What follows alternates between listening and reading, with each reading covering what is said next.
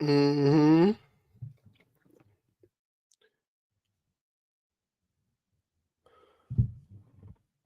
Mm-hmm.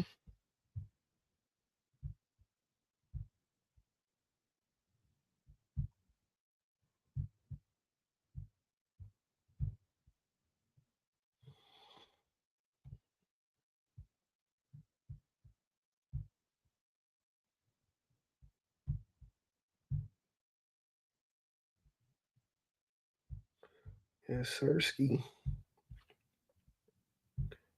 was good. Was good. Was good.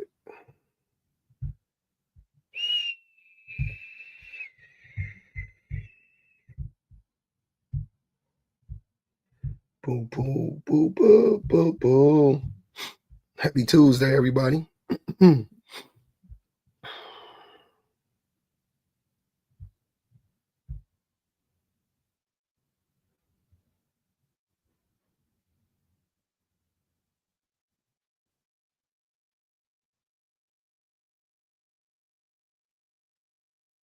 I haven't seen that. No man beyond this point have not.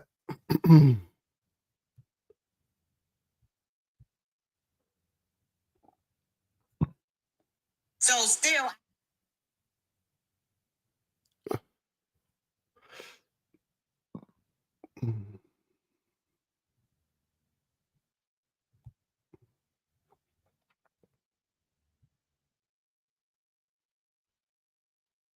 There we go.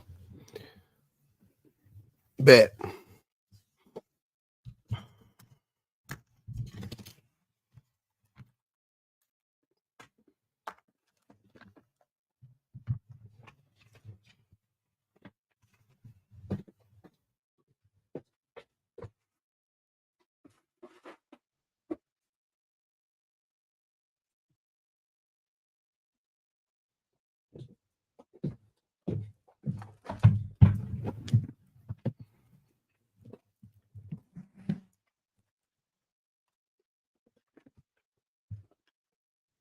What's happening though? Let me get my pen out.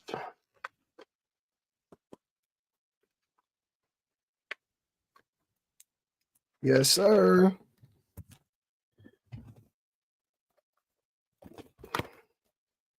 Now I could all right, bet. We good. We in this thing. I needed to get my pencil and pen pad.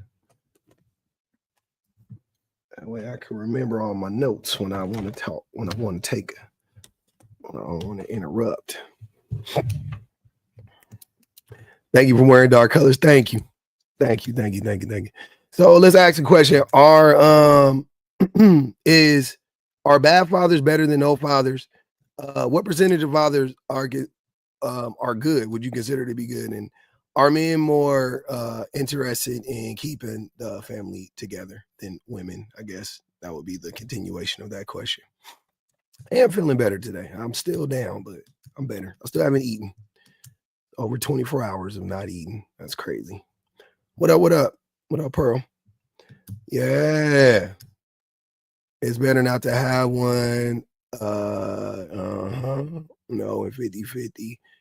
And no, as much as before. Bad fathers are worse. Mm-hmm. Yeah, I drink water. Makes my stomach hurt. People do sound clearer on TikTok. It's tough. I gotta get something to patch all the sound in so everybody could get the same quality of sound, but it's hard. I don't know what to do. So I gotta look it up.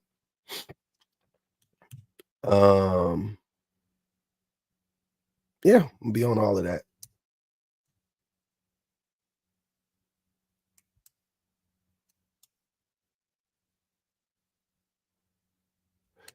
Well, yeah, good is definitely subjective, but I want to hear that's why I'm asking what makes a father good? What makes a man good? Father good. Bad fathers and inconsistent fathers are the worst. Just stay away. Yep. Stream card. That sounds about right. Being there. I don't know what that means. Uh, being there. Been there? Are you trying to say? Thank you. The caption is covered. Oh, I'm sorry. Let's see.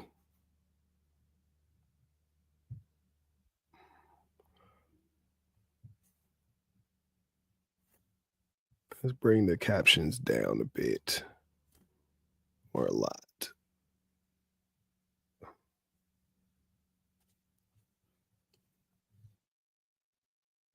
There we go.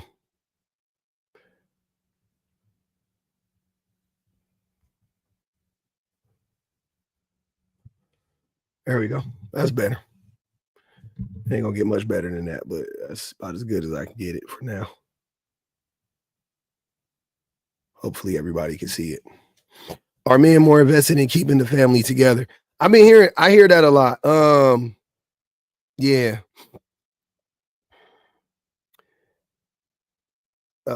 Is no mother better than a bad mother?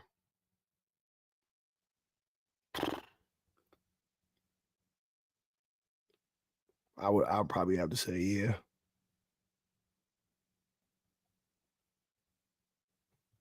I would probably have to say yeah. I don't think men are invested in keeping family together anymore these days. Men never were invested in keeping the family together. It's not a new, whatever you're going to say about men. I want to make this very clear. And this is we have to be honest about this because it makes a difference, right? We have to be, historically correct. The men nowadays are better than the men 50 years ago and 100 years ago and 300 years. You know what I'm saying? I'm saying in regards to how we treat women, we're better. Are we good? Nope. Do we have a long ways to go still? Absolutely. Are we better? Yeah, we're better. Saying like nowadays, like, oh, nowadays the men don't care. When did the men care? When did the men care? Oh man, I can't think of the era when men cared about women or about children or about keeping the family together. Like that shit wasn't a thing. That was not a thing. Well, yeah, you can't say men aren't better now when I talk about this all the time, but the way that men are conditioned starts at the top. So it starts with legislation. It starts with, you know, uh, yeah, legislation, uh, you know, laws, rules, whatever you want to say, right? And then it goes, and then it goes down from there. So are women not more like free now than they've ever been? You know what I mean? Like, yeah, they are. Therefore, men, we have to adjust. Whether we want to adjust or not, we have to adjust. We're socialized differently than we were 50 years ago. Most men are not bad negativity cells. Okay. I invited you up. If you would like to come up, you can. Um, Hemi V. I don't know what we laughing about, but you can come up. Many more to keep a woman now. Yeah, men need more to keep a woman now. Women have more options. Women have more protections. Like it's hard to have the conversation from this perspective of like women like nothing has changed in 400 years. Like, yeah, it's changed. Black people are a lot more safe than we were, 150 years ago in this country. Yeah. Do we still have a long fucking ways to go? Absolutely. Absolutely. right? This is not me patting America on the back or saying that we've come a long way, like none of that stuff. I'm just acknowledging the state that we're in right now, right? Like, yeah, exactly. Like that's what I'm saying. It's the same as racism. Like, yeah, black people are, yeah, we're safer than we were during slavery, but I mean, goddamn, who wouldn't be? You know what I'm saying? Like compared to, like, of course you'd be safer, but are we still fucking extremely oppressed? Absolutely. And women are still extremely oppressed, without a doubt. No doubt about it. Women are extremely oppressed, and we, you know, as a society, we haven't gotten a handle on it whatsoever. And I don't feel like enough men are interested in addressing it whatsoever. Men or not, we don't care to address it. Uh,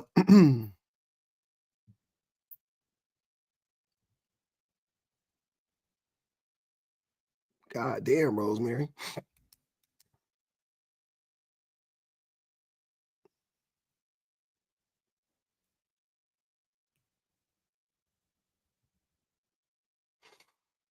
Mhm.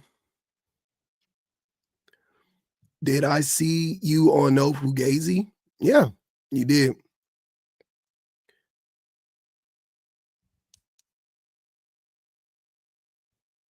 We got to call that man So Fugazi. Cooley. Yeah, yeah. Thanks, Aunt Powers. Yeah, yeah. It was an interesting time. Mhm. So, men can't rely on just their money anymore. Yeah.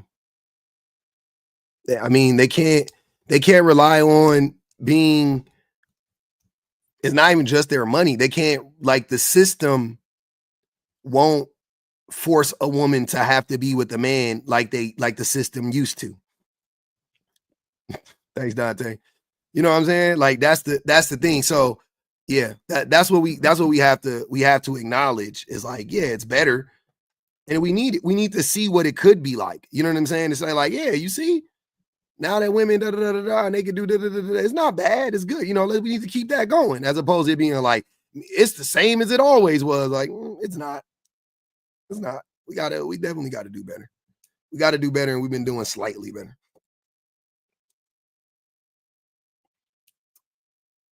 The man did what? Wait a minute. I will never hold the father accountable for either instance. He will blame his mother. Oh yeah, definitely. Uh, they want to send us back to the house, and they're close. Man, yeah. I mean, they wilding on the women right now, which I mean, they wilding on black people too. So it's only a matter of time. It's only a matter of time. If women are getting their right strip, black people gonna get their right strip. You know, I took a call, and the men are still being scared. They're always being scary. It's all good. How would you guys like for me for the men? What would make you feel more comfortable? Hmm, coming up here. What practices can I implement to make you more comfortable? Suggestion box for the crash outs. My father tried so much to center himself and fails. That it kind of funny to be honest. Yeah. I hate when parents center themselves. It's so crazy. No, no, no. We can't back. We can't change the message. It's just how I handle them, I guess, would be something I would be interested in just to hear. It goes back to me and versus Bears. Um,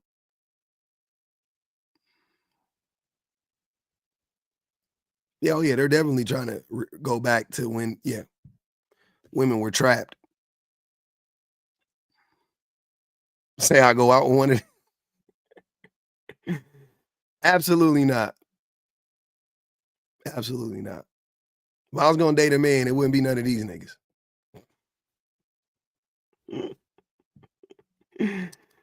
Oh man, we'd just end up fighting.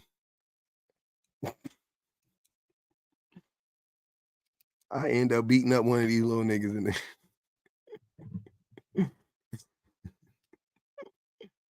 It'd be bad. Call him king. Hey, somebody called me king today at the store. I walked into the store. Security guard, he cool as shit. He was like, hey, hey. He was like, hey, what's up, king? I was like, hey, man, how you doing? Kept it pushing. Getting called king is always weird. Gay men not as bad as the straight ones. I believe it. Some of them are, though.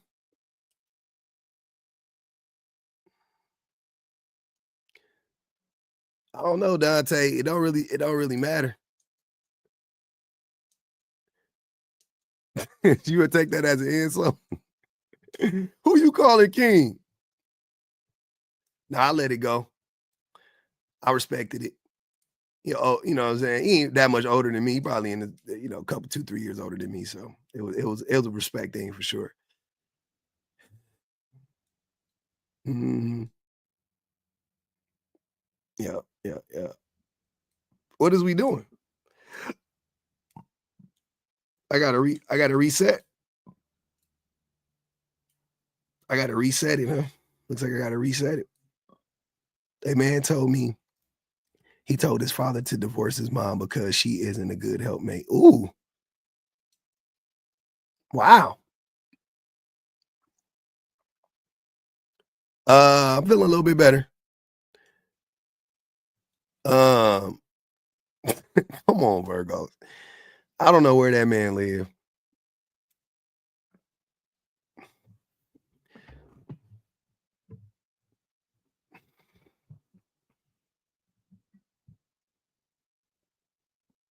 Mm. Virgo said them niggas live in a group home. That's wicked. All right, I'm gonna do it one time for the one time, man. Let's see what they do. Yeah, we in it. We in there 16 minutes. I was talking to somebody about it yesterday. Man, they be on the algorithm. They just TikTok just they've been really fucking with everybody. I talked to a few creators yesterday and they were saying that. So no father better than an abusive father. I agree. I agree. I do think no father is better than an abusive father. I do. I do think yeah, I don't know, man. I do. I do think no father is better than an abusive father for sure. Um and I'm also interested in this in the are men more invested in keeping the family together because man, the way men be acting like they really be the ones trying to keep the family together. I would like to hear what that looks and sounds like to them because that shit is crazy.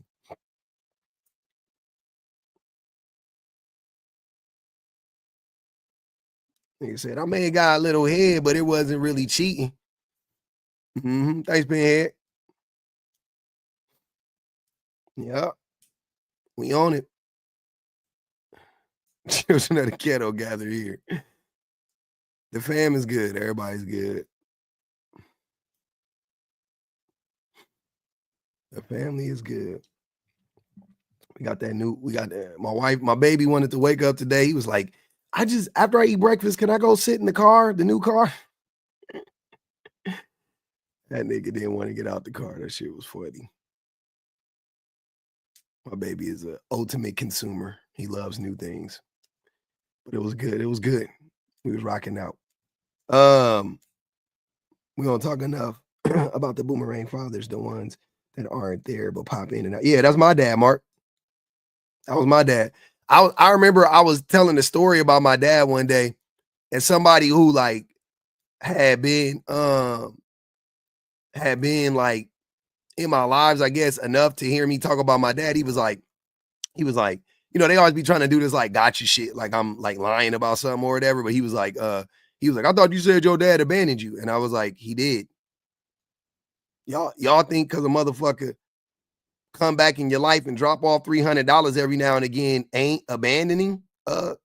Like that's not abandoning. You know what I mean? Like, what are y'all talking about? That's still abandonment. I see the motherfucker for 2 years and he come back and then you hang out with him for 2 months and then he disappear for 18 months and then you talk to him every day for 3 weeks and he disappeared for 6 months and like, yeah. All the while, never paying child support, nothing. Yeah, that's abandonment. He abandoned me. Oh, I got to see him on some Thanksgivings and some Christmases. Yeah, absolutely. Donnie, what's good with you? I'm good, man. Let me see what I need to do. All right, hold on. Let me make sure my microphone is. There we go. All right, we're good now. There you go. We locked in. What's good with you, man? What you want to address? I'm adopted myself, so I know the issue of not knowing your family and stuff. Mm-hmm. But I was adopted into really bad houses, and I'll say this right now: bad fathers do way more damage than no father. Mm-hmm. Bad fathers can instill things into your head when you're growing up. Because when you're like 4 through 7, those are very formative years. Yeah. Whatever somebody tells you, who you look up to, you're going to absorb that information. Mm-hmm. Yep. No father being there, there's nothing. Yeah, you don't know. Mm-hmm. Yeah, you don't know. But bad fathers, they can really mess you up, man. Mm-hmm. I work in social services. Oh, okay. Kids who get abused and stuff like that. And let me tell you this right now. Some days are harder than others because, I know this guy's name. I know this guy's face. I know what he's doing to his kids. Mm-hmm. But there's nothing I can do about it personally. Mm-hmm. Mm-hmm. So, and I'd say the percentage of fathers, that's a hard question, Mm-hmm. I find with this new generation, with the way that they've been raised, they want to be better. I've been noticing that, that there's differences, Mm-hmm. In the 90s, spanking was the normal, It's still normal. Kid, that was normal. Most parents still it's still normal to this day, but you gotta be careful. It's less now though. Yeah, definitely. And it's not as extreme as it used to be. It used to be switches, belts, shoes, exactly, everything. Yeah. Cords, stuff like that. Yep. I wouldn't say that physical discipline is bad. It is. Say there's a point to it though, It's to be way too much. It's definitely bad every time. Every time. It's not even worth it's not. Especially if you have a kid who was adopted beforehand and then you put them into their family knowing the bad physical abuse, and you still spank them. Crazy. That's trauma. Yeah. Trauma on top of trauma. Spanking always causes trauma, by the way. There's no way you every single time you spank your child or a child is spanked, trauma is created, no matter what. Yeah, the woman who the couple who finally adopted me ended up punishing me in more creative ways. Like if I messed up, I had to pull weeds. Yeah. If I messed up, I had to type a book report out. Mm-hmm. So where I actually learned from it. Mm-hmm. The only thing I learned from getting hit was how to lie or how to hide things. Yeah. Yep. So I wouldn't get hit. How to mask better. Yep. B-Man, what's good? B-Mad, what's good with you? Hey, how we doing today? Good, fam. Good, fam. Hey, I appreciate you coming up. Donnie, go ahead, B-Mad. Oh, hold on. Let me read this real quick. Blair said, one of the best things my mom ever did was get away from my father and raise my brother and I on her own. My dad only rarely contacts us. And every time he does, he always tries to paint my mom out as the villain. Yep. Still abusive. Okay. I'm listening. Go ahead, B-Mac. Our bad fathers, well, something kind of in the way of the problem. So it said, yeah, our bad fathers better than no fathers. Yeah. So I would have to for my universal stance, I would say that a bad father would be worse than no father. Mm-hmm. Yes and no, but then when we talk about bad, it's kind of a spectrum. So I do believe sometimes for some people, not everyone, it helps. It can help in your development for you to actually see physically what not to do, depending on the kind of person you are. What do you mean? But as a universal stance, like depends. This is just my universal stance is bad fathers are worse than no fathers. But on an individual basis, you might not have had the best father, and you might consider him bad, but you get actual visualization of what they're doing, so you know what exactly is bad. That's a good. I see what you're saying. So I would say this. When we talk about bad, because it's subjective, right? I know the term is vague, and that's why I wanted to ask what percentage of fathers are good, and then what constitutes a good father. But I'm saying that Bad meaning they are more negative than positive, right? They have, because having a father there, a father, you know what I mean, having that presence there, I'm sure has positive repercussions, right? Yeah. But if he's abusive, Yeah. you know what I'm saying? And and really the only person that would know if that the father was a good, you know, good or bad would be the child that, you know what I'm saying, that grew up and experienced it. Absolutely. Yeah. So yeah, that's what I say. Like, when we say bad and or good, it's a spectrum. Like, where a lot of things spectrum. Because like, what you might define as being a bad father, I might define as being, you know, an all right father, or even a good father. But yeah, but my universal answer. Well, what makes a good father then? What are your give me okay. So what are like I have like certain tenets of fatherhood, well, of parenthood, because it's not different as a man. Well, it is a little bit. It is different in certain ways, because, but it's usually not like to my kids. It's usually like to my wife. It's like how I treat my wife. You know what I'm saying? As a man, and you know that way, because I have sons, especially, or whatever. But it doesn't matter. I'm feeling better, Ivory. But I like, but the tenets of parenthood or fatherhood for me, you know, I got like 4 or 5 like really, you know, like things I'm like, you know, I gotta be doing this at all times, right? Absolutely. So what do you think they are? Or what, and not what do you think mine are, but like in your mind, what are they? Yeah, for me, one of the I'm gonna skip down like some. It's not by priority or whatever. A sense of creating a sense of security for my child, not only from a financial basis, i.e., a sense of emotional security, where as if my children will always be able to come talk to me, no matter what it is. I don't care, good or bad. Mm-hmm. For me, I always want my child to feel safe and they can communicate whatever they're going through their entire life. Like that's one of my personal tenets in fatherhood. Mm-hmm. The second one would be is trying to break a generational curse. Having emotional intelligence as a father, because I know the way I got brought up in terms of, you know, the guys don't cry, whatever the case is. I want to instill in my children, whether boy, girl, male, female, whatever the spectrum aligns for them, is they understand that their voices will be heard. Because I didn't have that growing up. You know, children are meant to be seen, not heard, whatever the case is. For a good portion of my life. So that's another tip that I want to live by in terms of rearing my children. What else? I mean, provision is one. I will always figure out a way for my job, no matter what. I think children should be. They can be a motivator for you if you don't have that in your life. I believe your children should make you strive to be better as a person. And then if we want to go a little bit deeper, it kind of goes different down to like the dad. Well, actually, I can say this: my child should never feel judged by me. Mm-hmm. I need to also remember that my child is also not me. Yeah. Accept the fact that, you know, you're not. And actually, that was actually my New Year's resolution this year: is accepting the fact that people will not do things the way that I think that they should do them. Mm-hmm. Your child, to a certain extent, is going to be a reflection of you, but your child is not you. And a lot of people fail and they struggle to realize that. Yeah. You know what I'm saying? Your child's going to have to bump their heads. Your child is going to have to make their own mistakes, no matter how many times you tell them, or you can tell them exactly what's going to happen. That's what's going to happen. So yeah, I mean, so active communication, always being present. That's another one too. Mm-hmm. I would not sacrifice. Now don't get me wrong, if I got to pay a bill or something, obviously I want to make sure you got a house on your head, but I would try to be as active and as engaged with your day-to-day life as much as I can be. I don't ever want to miss a recital. I don't ever want to miss a game. I don't ever want to miss a parent-teacher conference. I don't ever want to miss a doctor's appointment. I don't want to miss none of that shit. Mm-hmm. You know what I'm saying?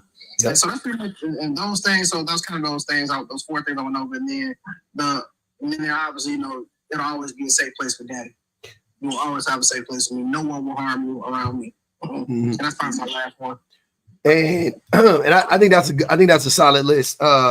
Definitely 2 of those things are on mine.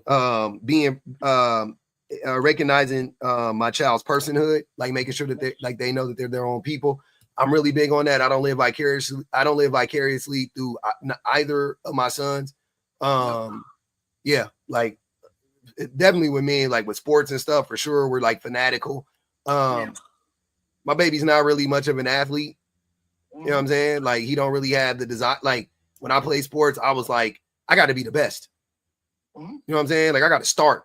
You know what I mean? Like, on whatever team I was on, I was like, I got to start. Like, I can't come off the bench. That's crazy. I got to start.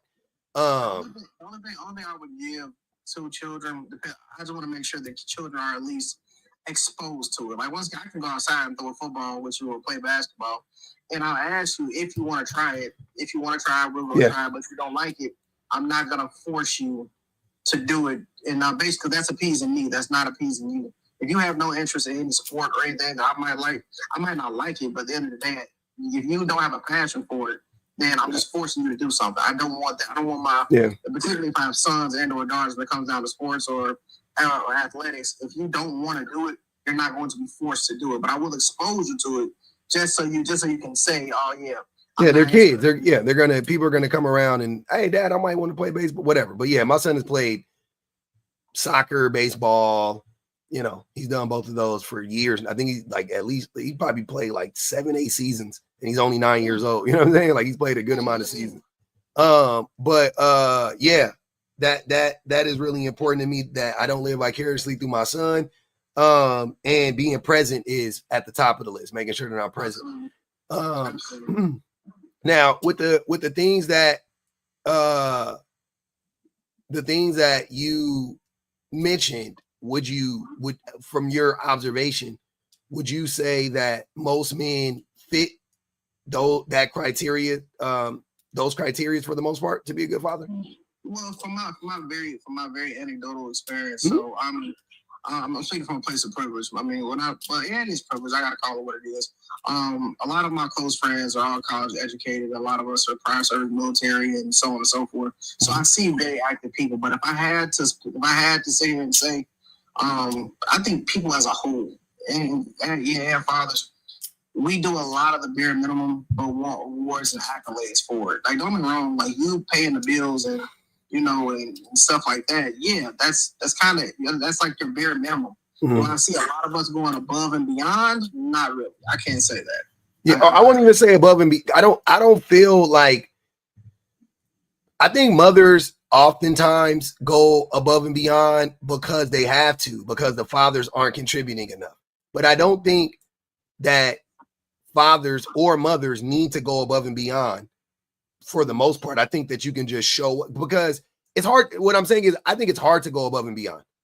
I think whatever you would do, you should do. Like, if you can do it, you should do it. Yeah, I just got off another panel where we had this conversation. And they were essentially what they were saying is, like, every decision your child makes throughout their life is a direct representation, is a direct reflection of you. And I said, I can't necessarily agree with that to a certain extent. Say it again. What did they say? They said that at any point in your child's life, going into adulthood or whatever, that is all a direct reflection of your parenting. And I was like, I can't agree with that, because your child is not your reflection. So as much as, like, once again, it goes back to the old saying, you can take a horse to water, but you can't make him drink. I can expose you to all these things. I can literally set you up, get you a job, get you everything. But if you choose not to do it, I can't force you to do it. Like, that's like me being 30 years old and want to try booger sugar for the first time. My parents don't like no shit like that. Would never tell me to do no shit like that. I chose to do it. Yeah. You know what I mean? But going back to the original question, I think that as a parent, recognize your own trauma, understand how that impacts you as the person that you are, and then from there, do the best you can. That's all you can ask from anybody today, is do the best you can, because your definition of being a good father versus my definition of being a good father could be strikingly different. You know what I mean? So it's a very, very anecdotal thing. Like, only you gonna parent your kids, for the most part. Ideally, only you. Well, wait. I don't think it's that anecdotal. I don't, because scientifically speaking, the way that there are certain things that children need to thrive and survive, and if you aren't providing them, then you, to me, are in essence not a good parent. You know what I'm saying? And there are certain things that you can't do to your kids if you want them to thrive and survive. So in essence, if you do those things, then you are indeed, to me, not a good parent. But like you said, like with the whole, I think people, I think the problem with parenting is that people they act like it's so individual, right? That's you know, because it's pride, right? It's a lot of the pride and the ego is involved for parents. Like, you don't tell me how to raise my kids, you da. And I'm like, but your kid is a kid. Your kid is a human being, and there are certain things that the vast majority of human beings need, right? That's been proven. I got a scenario for you real quick. I just had this conversation with well, me and a couple guys who were sitting there talking about it. So these are guys who are married, who got their kids and so on and so forth. And we had the conversation about like child support and visitation. And I gave this opinion. A lot of people got mad at me when I said this. I said, okay, if you have a child support obligation, you're paying that, that's cool. But me personally, there's no way I'm going to be comfortable with seeing my kids every other weekend. Yeah. That was my take on that one. I was like, and personally, and once again, it's also my opinion. Personally, any father who's okay with seeing your kids 4 days out of a 30-day month, I just can't rock with that. And that's my personal experience. Because you got some brothers who feel, well, I work, 70, 80 hours a week, and I'm doing all these hours to provide for them. And then we get into the conversation, what's more important, all this money you're making to give them what they want and most of their needs. But what about the time aspect? How many memories are your child gonna have, having dinner with daddy every night, daddy tucking them in the bed, daddy reading a book to them, daddy taking them to the park? And I'm not saying some extravagant stuff, buying them all the toys. I'm saying, how much quality time are you willing to sacrifice to be with your kids in order to check a bag, essentially? Yeah, and kids need both. They don't need just quality time. They need. It's a requirement. They need. I can't knock them all the way. No, I'm saying it's because it's not only about, oh, when I'm there, I'm great. It's also they need a lot of it too. They need quantity and quality. It's not an either or thing. And that's what I said. Like, it's a very conflicting space to be in. When we come down to this conversation, that's why I said it's just my moral point of view. If I had to choose between making a bunch of extra money, whatever, versus me getting quality time with my children, I would rather have the quality time with my children. Now, I'm not sitting here saying I'm doing the bare minimum. We finna struggle around here. Hell no, we ain't doing that one. Yeah. But you have to find an equal. You have to find an equal balance somewhere. You can't. You lose if you wholeheartedly commit to one or the other. If that makes sense. Mm-hmm. Yeah. So it's a very difficult space to be in. You know what I'm saying? Like my older brother, for example, like he works at a factory, making $38+ an hour. He do a lot of overtime, and that's to put towards my nephew's college fund and everything else to make sure he's setting them up. Like, my nephew's 6, but he already got a car fund set up for him. But him and his child's mother aren't together, and they live like an hour and a half away. So he tries to go out there every weekend to see his son, every weekend to get his son. And I'm like, I feel it, but bro, like, what you gonna do? You know what I'm saying? Yeah, you definitely got to bust a move on that. That's that ain't it. That's a bad look. Yeah. It is. And I was like, man, in those critical states where, he's getting older, like, in the end of the day, like, what's more important? Now I understand that. Let me ask your opinion. Do you knock men? Let's say I had a business plan, right? Mm-hmm. My business plan would take 2 years, and I have a newborn. Yeah. If I grind out 2 years in order to give myself financial freedom, but I'm absent. I'm absent for the most part those 2 years. I'm in the home, but I'm absent, like not really helping not taking care of the child. Yeah. But my plan comes to fruition, and now I can spend all the time on Planet Earth with them. Would you call me wrong for sacrificing those 2 years? Yeah, because you're hurting the woman. Mm-hmm. So okay. Yeah, like the woman is, the mother of the child is going to be deeply affected by that. Absolutely. And you are going to put such a burden on her with especially with the small child, like waking up in the middle of the night, little children constantly need attention. And that's a wild, I don't know, that's a big ask of a woman, even though early on kids definitely need their mothers more than they need their fathers, like early, like really early on, first 2 years or so.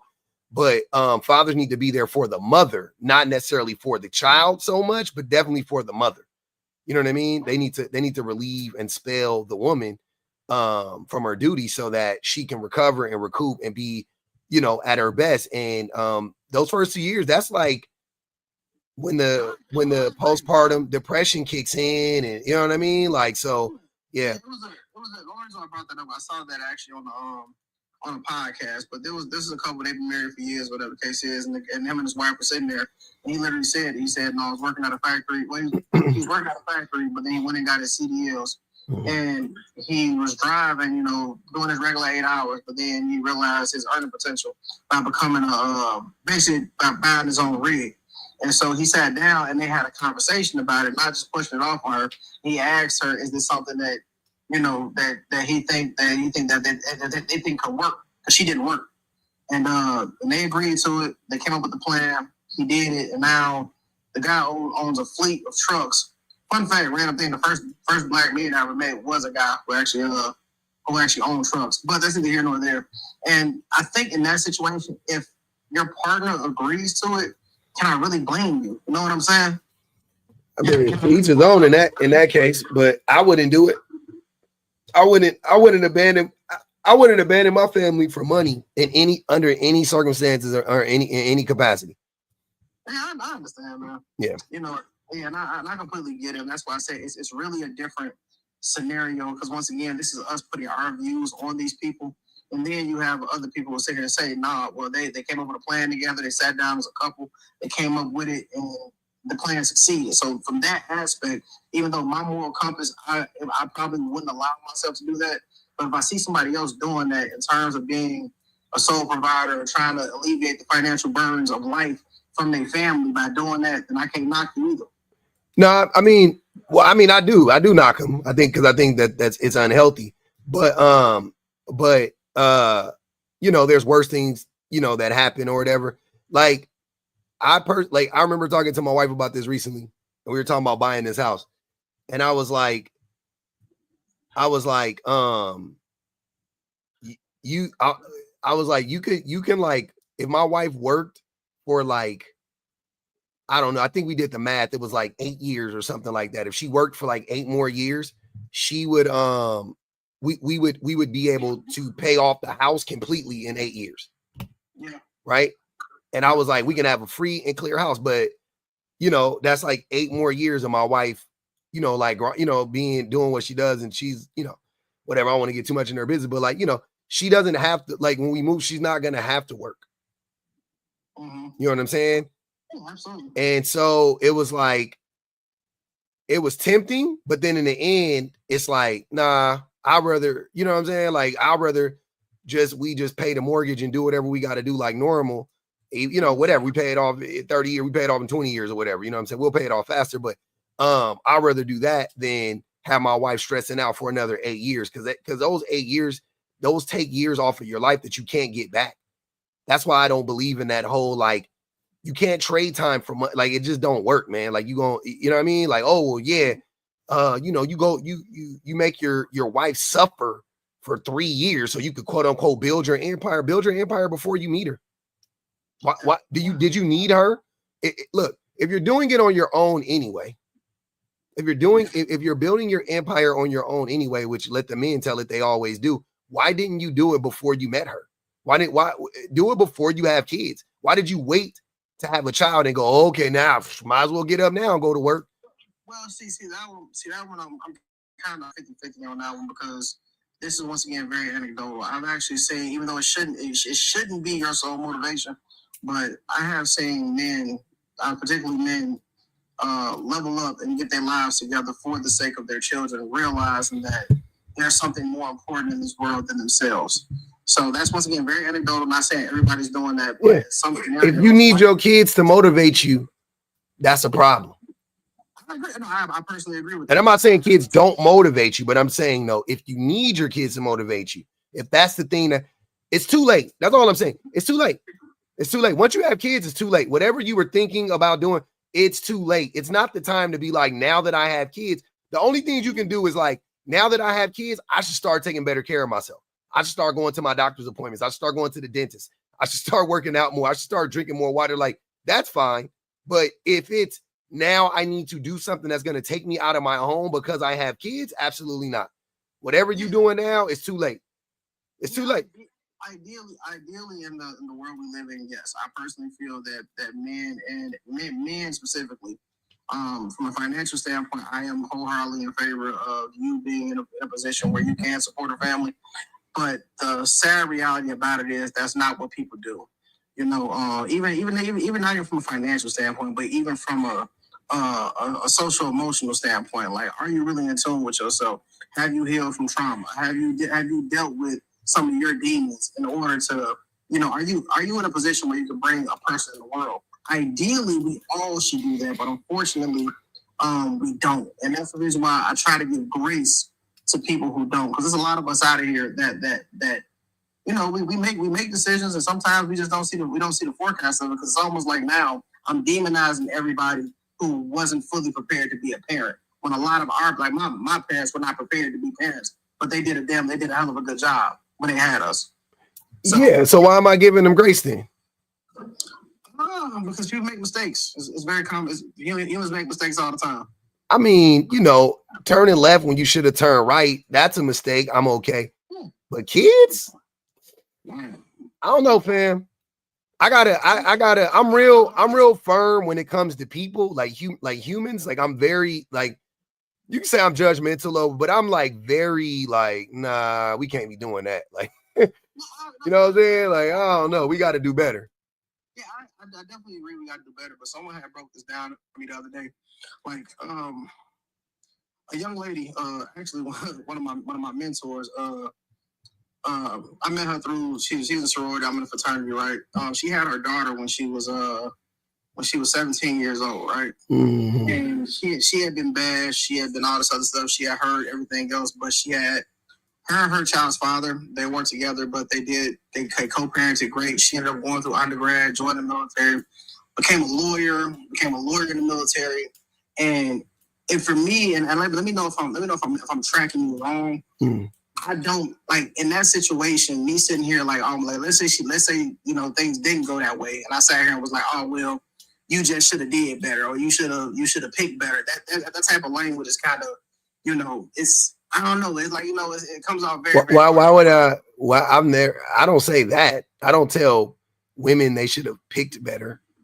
That's not. When you say do better, like, I'm not saying you said that. I don't want to put words in your mouth. Well, yeah, I'm saying, like, once the kids are here, you gotta, like you said, well, hey, we came and they wasn't ready, but my parents figured it out. That's more what I'm talking about. I'm saying, like, once the kids are there, I'm judging your response. I'm judging your reaction to the kids being, you know what I mean? Like, the kids' arrival. It's like, all right, the babies are here. What are you going to do? Are you still going to be selfish? Are you not? Like, no, like, I'm good. Now I got you. Thank you for clarifying. Yeah. Okay, cool. So yeah. I would never say that about, like, I don't believe in the, like, you should have chosen better. I mean, there are some extreme cases where I would say that, but in general, I'm not a person to be on some, like, vet better or choose better or, yeah. Okay. Well, we both on the same page with that one. Yeah. The last part, I was curious. Do you think men are men more invested in keeping the family together? Wholeheartedly no. I don't. I can't sit here and say that. Just from practical applications, it's the way people do stuff. A lot of men, we use the justification of suffering in silence as a way of saying I'm trying to keep my household together. But it's the indirect things that you could be doing that could still be damaging it. In terms of the actual investment that I think is made, men do a lot better job. Not even though I just read this. You think men are suffering in silence from what? No, I said that's the excuse. I know, but I mean, but are they suffering in silence? At least what I've heard, like, I'm talking about horror stories. Yeah, like, I mean, not as a whole. Not as a whole. Let me not say that. No, I mean in general though. I'm just saying, like, what do you mean? So, case in point, I can use my previous relationship. I'm currently engaged now, but my ex, for example, an extremely toxic woman. This person literally belittled every single thing that I had going on. I was focusing on going to college. They felt that You know, I should have been more focused on, you know, paying all the bills in our house when they did nothing. And I didn't say anything about it. I didn't say anything about it until like me and her started having conflicts in regards to my schedule. Because I did. I mean, I was 20 years old. You know, I'm working full time and going to school full time and trying to provide when she literally, and I mean this wholeheartedly, not trying to bash her, but she literally did nothing. We didn't have kids. We weren't married. She didn't have a side hustle. And in that situation, I stayed with her a long time and I never talked about my issues with her. So that's just my personal experience of suffering in silence. But then as I graduated, things got going on, you know, I just said, you know what, this ain't working. But that's an example of just suffering in silence. Like abusive partners it's more likely to happen to women, but abuse is abuse, and there are some men who exist in abusive relationships. Yeah, how was she abusing you? Actually, physically too. That was another one. yeah, she was putting her hands on me. Yeah. I was young, man. I was 18 years old. I met when I was 18, man. I didn't know what I was doing. I thought I was trying to be grown. I had just got back I had joined the Air Force Reserve and stuff. Just got back, you know, trying to go to school, do the damn thing, and this person felt like I owed them the world. And we're both 18 years old. Like, make that make sense. Yeah, I mean, both of you guys were children. Yeah, and that's when I realized, like, you know, like even the violent stuff, whatever the case is, like, yeah, it was a lot of stuff I can be transparent. I didn't value myself during that time. I had my own personal insecurities, you know, and so on and so forth. And I just put up with it. You know what I mean? Like, you know, and I'm not. It's just you make mistakes, bro. And then you look back on that, and now I understand certain things that are red flags for me. Any sign of violence or anything like that, any type of outrageous stuff, you throwing stuff, I'm leaving. I'm not putting up with that. Absolutely. I mean, that goes without saying. That's me as a young man now. I actually just got engaged 2 weeks ago, so nice. Love my life. Completely different scenario with that one. So that's just an example of me being a young man and actually suffering, not saying nothing to nobody, not been didn't discover therapy until after undergrad. So in this toxic relationship you speak of, are you saying, and I'm just curious, you did nothing wrong? So I'm bringing up a very valid point. I can say this: I was very distant, and this is me being transparent. One of her biggest points of contention, she felt that I prioritized my extracurricular activities while in undergrad over her. Okay. So you're neglectful. Yeah. So that was one of her points, because I was a part of the largest black male mentor organization on my campus, and I ended up becoming the vice president for it. That required a lot of time. That required me to, you know, schedule events, have meetings, work with the student government, stuff like that. And I can admit I did prioritize that. I prioritized my connections, you know, these events versus, you know, coming home like. And what started first? Well, actually, was hitting first. The first time she hit me was in her car. That was insane. And why did she hit you? Because me and her had a disagreement in regards to how it was something about some money. I had told her, and I said, because she told me to get out of her car, and I said, wow, this is really interesting. I'm paying for a fucking car that I pay half for, and then she's like, what, you think I owe you something? And I'm like, nah, you don't owe me nothing. But it's like, damn, I thought she would be a little more fucking grateful. And then she hit me. So don't get me wrong, I'm not sitting there saying it was like I was being super sweet and genuine or some shit like that. I was definitely pissed the fuck off. Okay. So this is me being transparent about it. No, I know. I mean, and I don't want to make it seem like that was like she was justified in hitting you at all, but like you gotta, okay, so I've been in those situations. I've been hit by a woman before. You know what I'm saying? The 2 times I was hit by a woman, it centered around infidelity. Yeah. Like for me personally, and I'm not saying this about you. I'm just saying, like, I'm just making the point that it was an extreme, it was something that was extreme going on. Like we weren't just in a regular argument and she just hauled off and hit a nigga. Like it was, you know what I'm saying? And I was gaslighting her. I'm sure. I don't even remember the conversation exactly, but it was over 20 years ago. But like, yeah. And she didn't like slap, she hit me on the leg. She hit me on my knee, like boom, like real hard. I was like, hey, you know what I'm saying? And but like when I play that back in my mind as an adult, I'm like, yeah, that made sense. Like that reaction to what, you know what I'm saying, to the things that I was doing at that time. I think that was fair. I don't think that was extreme. You know what I'm saying? And I wasn't, yeah, it was fair. It was definitely fair. But in the moment, I made it on some like, in the moment, I was like, you know, like, don't ever hit me again, you know, all that stuff. But it was like, now I'm like, yeah, but what was worse? Like cheating on somebody or somebody, you know what I mean? A woman, I'm saying, not like a man to a woman, but like a woman hit me in my leg. Like, yeah, it's definitely one of those things. Like, you know, when you're doing things, especially like, but I'm just making a point that I doubt that woman just hauled off and hit you just because. Yeah. And once again, I get how these scenarios sound. I'm not saying that she didn't do it. I ain't gonna sit here and stand on it and be like, she did not do that. I don't know. I wasn't there. No, but I'm just saying, in my experience and from what I've seen, I have almost never seen a woman, and I'm saying almost just to be fair, just, you know, just to say, I've seen women hit men, you know what I'm saying? But like, I've never seen a woman hit a man unprovoked.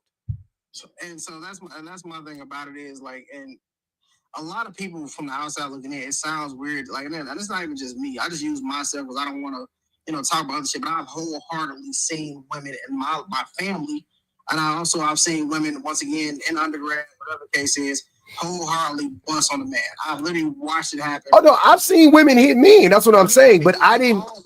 I mean, literally, yeah. The man might have said something slick. Whatever you think, and here's what I'm saying: whatever you think you saw, you only saw the tip of the iceberg in most cases, and that's and I know that because from my personal experience, like for me, and I know that from talking to the dude after, like, what happened, G, and then he'll start like telling me, and I'll be sitting there like, damn, nigga, that's fucked up. Like the shit he telling me he did. I'm like, damn, nigga. Yeah. Like, that's crazy. Now the last one, and I ain't gonna get long. I've not been up there a minute. No, you good. Under the influence of alcohol, and I can tell you this one.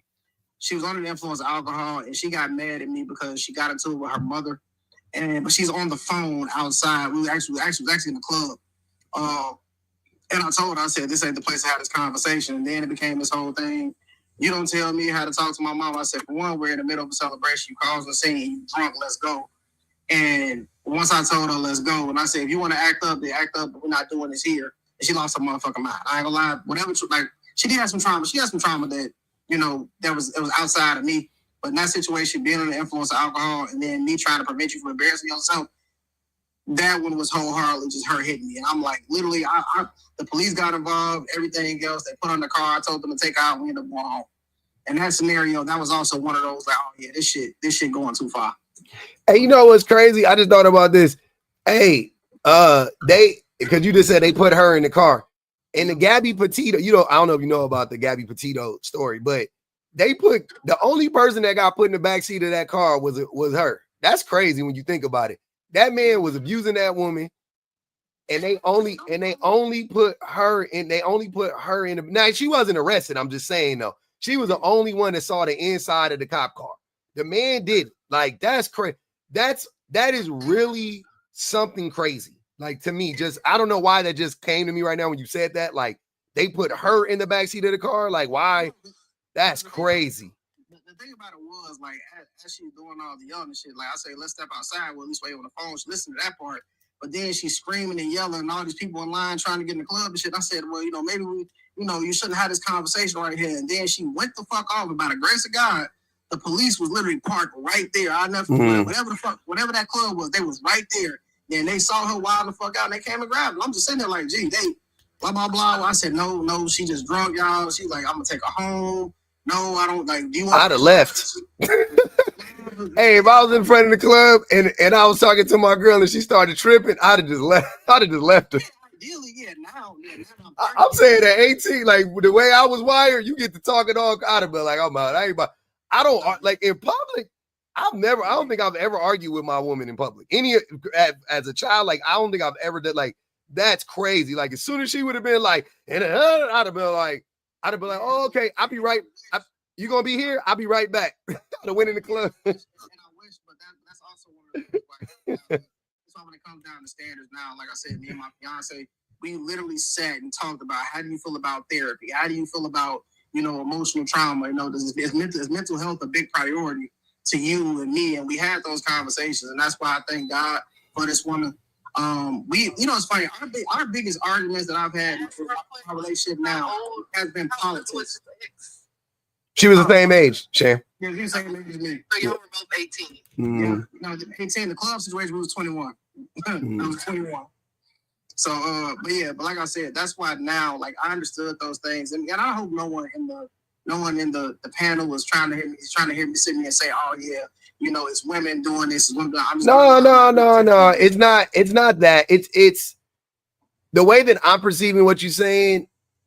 And I'll be honest with you, I take all these stories with a grain of salt because the other person's not here to, you know what I'm saying? Because here's what I'm saying. I would almost guarantee that if your ex was sitting here, she would not be going, no, he's right. I was, you know what I'm saying? Like, she would definitely be like, nah, he did X, Y, and Z. He was pushing me. He was gaslighting, you know what I mean? Like, whatever, right? Like, I'm sure, right? But when I hear a man say that a woman was just hitting on him, and he's not, and it's like, well, I mean, I was just trying to save her from herself. And the other time it was like, yeah, I just was like, damn, I'm paying for half this car. Like, you ain't got to be so rude. And then she just punched me. Like, I'm like, maybe. I'm not saying it couldn't happen, but I mean, you gotta, you know what I'm saying? Like, So the one thing I'm never gonna do is the oppression Olympics, where it's like, oh yeah, me ain't got it. So fuck no, we don't. Hell no, we don't. Male privilege exists. We live in a patriarchal society, and there are privileges that I have that women will never experience, and I recognize those things. Yeah. And especially we want to go off we just want to go off the data in itself. We want to go off the data in itself. Yes, women are far more likely to experience DV, unalive, especially from intimate partners and so on and so forth. I would never get up here and try to debunk that shit. Fuck no. Yeah. And like I said, the only reason I gave that story is I was also young. I gotta put that out there. Yeah, you were a child. Y'all was kids. You telling me about that shit, you might as well been telling me about some shit that happened to you in junior high school. Yeah, like y'all, baby, 18, 21, you a baby, bro. Your brains ain't even, niggas' brains don't even be developed yet. But like I was saying, all I was just saying, like, hey, these things do happen, and I'm just like, not saying it's right, not saying it's wrong, but shit, like, people say, oh yeah, no. Oh, I know. Once again, I know women hit men sometimes. You know what I'm saying? Like, I know that. Once, like I said, I have been hit before by a woman. I would never, if I was to get up here though and tell my story from beginning to end, if I could fucking remember it, it would be me. Like, at the end of the day, like, you know what I'm saying? Like, we want to live in some absolutist society where it's like, it's never okay for a woman to hit a man. Okay, fine, right? All I'm saying is thinking about it from a rational standpoint, man, the things that men be doing to women be extreme as fuck. So I got another funny ass story. So look, hold on, wait. Go ahead, Shane. Go ahead, I'm sorry. Go ahead, Shane. Yeah, because that's what I came here for. Because I'm a very non-violent person. Like, literally, never been in a fight a day in my life. Everybody knows this. I have never wanted to hit somebody so bad. Until you, yeah, exactly. Yep. Until I got in relationships with men, Yep. romantic relationships with. Never been in a fight. Never wanted to fight. Don't have a violent bone in my body. I really don't. No, what you're saying, I'm not saying that as an excuse to say, like, oh yeah, they deserve it, go out here and beat them up. No. Because it's really not safe for you as a woman to be putting your hands on Absolutely them. not. Forget them. You really can't hurt them. Well, Shane, which is why I'm always like skeptical when men be like, yeah, she just hauled over hit me. I'm like, really? All right, go ahead. The reason I don't promote that, the reason I say under no circumstances do you put your hands on a man is because they will use that as an excuse to really beat the shit out of you. Yep. Don't do it. Don't do it for your own safety. Don't do it. You ain't gonna hurt him that bad, but he gonna make it a point to hurt you. Yep. But yeah, what you're saying is very true, and I think a lot of men know that, and they push that so that they can, one, have that excuse, and two, so they can say, oh yeah, women hit men too, but like they push some men, push women to the limit well beyond what they would be able to be pushed to before they hit somebody. Yeah. That makes sense. If a woman did, if a woman cheated on you and then gaslit you, you know what I'm saying? Like, nigga, I seen niggas. Hey, hold on. I seen niggas kill for less. That's all I'm trying to tell you. No, like I said, one of my partners, I ain't gonna lie, like the man, like this is why I mean, like when it comes down to that conversation, we talk about the reactions. Like me being a man, I know for a fact that like I know for a fact that most women out there cannot physically whoop my ass. Yeah. But then when we get into these spaces and have these conversations, some of the audacious shit that I've seen men pull, I get. If you let's imagine we sleep or whatever cases, I don't know y'all stand so going through somebody's phone. If your woman sitting here in the bed and she go through your phone and she see, you know, Ariana with the peach emoji and the eggplant next to her on your phone, and she answers the phone and she talking about y'all been doing X, Y, and Z, expect to get your shit knocked off. I mean, I'm sorry, I don't condone it, but it's like, damn, like you know, that's fair. You know, like, I'm not saying it's okay, but like, yeah, but like that, yeah, it's kind of like, you come here. No, we can't. No, because what that sets up for is literally for men again to come back and say an excuse. Well, I went through her phone, or I was over there doing something like that, and now you done put hauled off, and now you done knocked her into the washing machine and the dryer. No. Not for me. It's definitely not a two-way street. I only feel like that from women to men. I do not feel like that from men to women at all. It's not a two-way street at all. I mean, as a fisticuffler, She the opposite of Shan. Right. I'm the complete opposite of Shan, right? But I'm a fisticuffler. Again, I mean, like I said, when we open up doors, because what they like to walk into is the what's good for the goose is good for the gander, right? So if we are saying that, hey, if your girl gets on there, if you was, doing this XYZ with your girl, and your girl go through your phone, and she look through there, and then she turn around and jump on you while you sleep, or whatever, wake you up out your sleep and jump on you, that's something that can be expected. Then again, we're still opening up the doors because men do these particular things.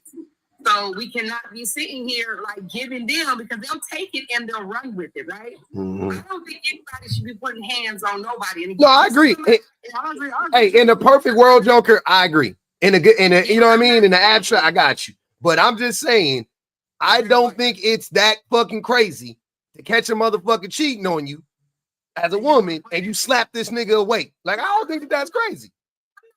I'm not negating the feeling, right? I'm not negating. Like I said, I've been fisticuffed, okay? Trust me, wanting to reach out and snatch somebody's phone. Taking me out. I'm not saying that these are things that don't occur, because they do. I'm not saying that at all. They definitely do, right? We've all, I mean, I don't know we've all, but we've either had the feeling or we've acted on it. I believe that everybody has just about had all of that. That's not what I'm saying. I'm not negating that those are things. No, I heard you're just talking about the precedent that it can set. I understand exactly what you're talking about. That's it. That's all. I understand that 100%. I hear what you're saying, but you know what you're trying to slide in there is that butt. You slide in that, this isn't normal. Hey, yo. You trying to have both feet. You trying to be on both sides of the fence, baby. Sliding in that butt, crazy, Joker. The thing Hold on, wait a minute. Sliding in that butt, crazy. That's crazy. I was not there. All right, bet, because that was crazy. I don't even normally we can let 99% of that shit slide, but sliding in that butt is crazy to a man. So my thing about it is crazy. I would never sit here, like I said, I'm a data and statistics. Well, I'm an engineer by trade, so I live by numbers, I live by data. Like, and the numbers in no way, shape, or form indicate that there is a mutuality or even a comparison between DV rates from man to woman or woman to man, it is vastly outshined from men to women. So I would never sit here and debunk that. But like I said, I never. So if anything I've said made you feel that way, that was not my intention. No, you didn't make me feel no way, baby. I'm just telling you the truth of the situation, right? Like, this is what happens when you have people like, you say you're an engineer and, you're mathematical and, your data and stuff like that.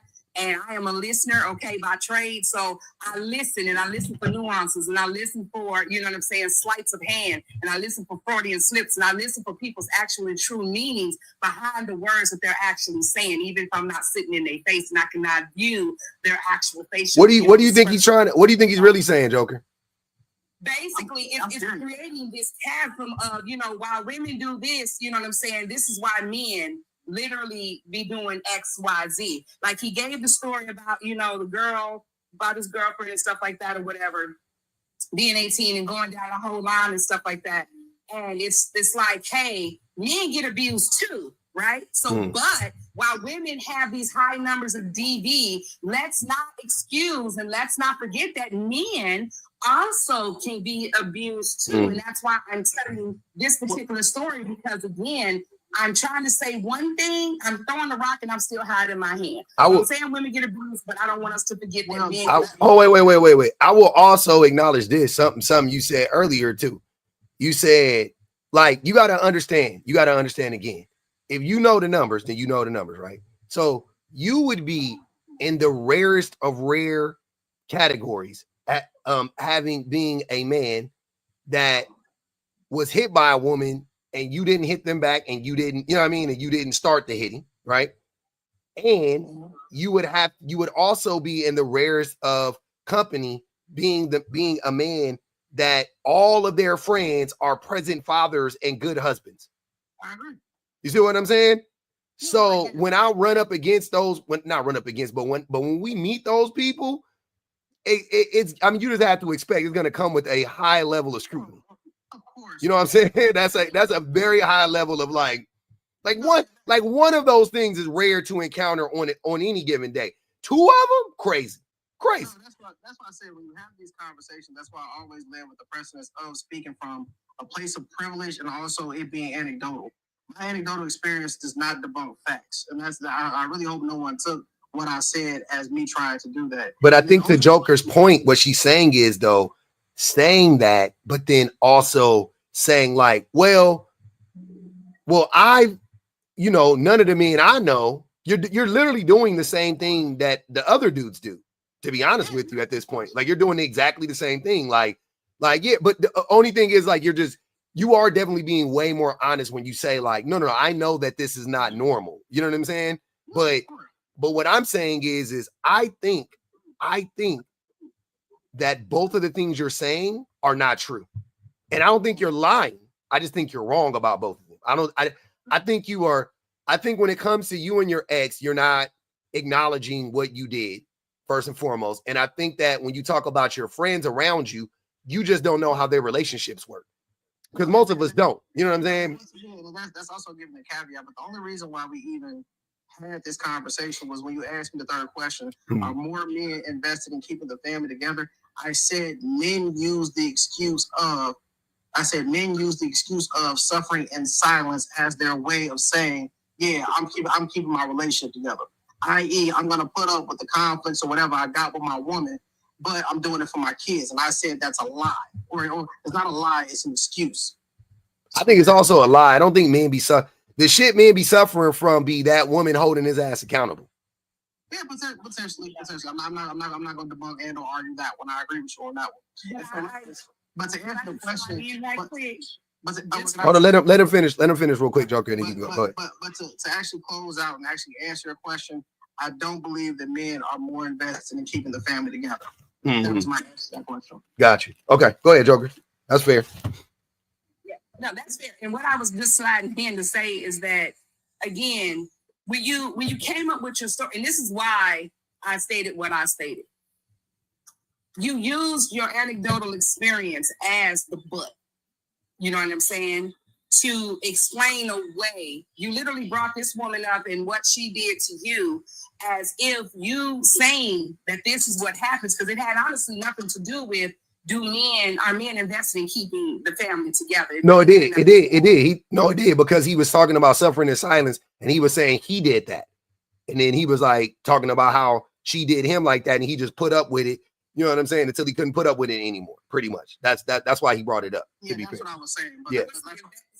Okay, so the correlation of men suffering in silence is with men not being invested in keeping the family together, or being invested in men use that as an excuse. Like, they'll try to say, oh yeah, I'm investing in myself, and I ain't putting up with this quote unquote bullshit, but because I'm really miserable, and I'm gonna stay miserable for the sake of my family. And that's why I said that's an excuse. Also, you did a lot, but you also said some other interesting stuff too. You were like, you're talking about men like, well,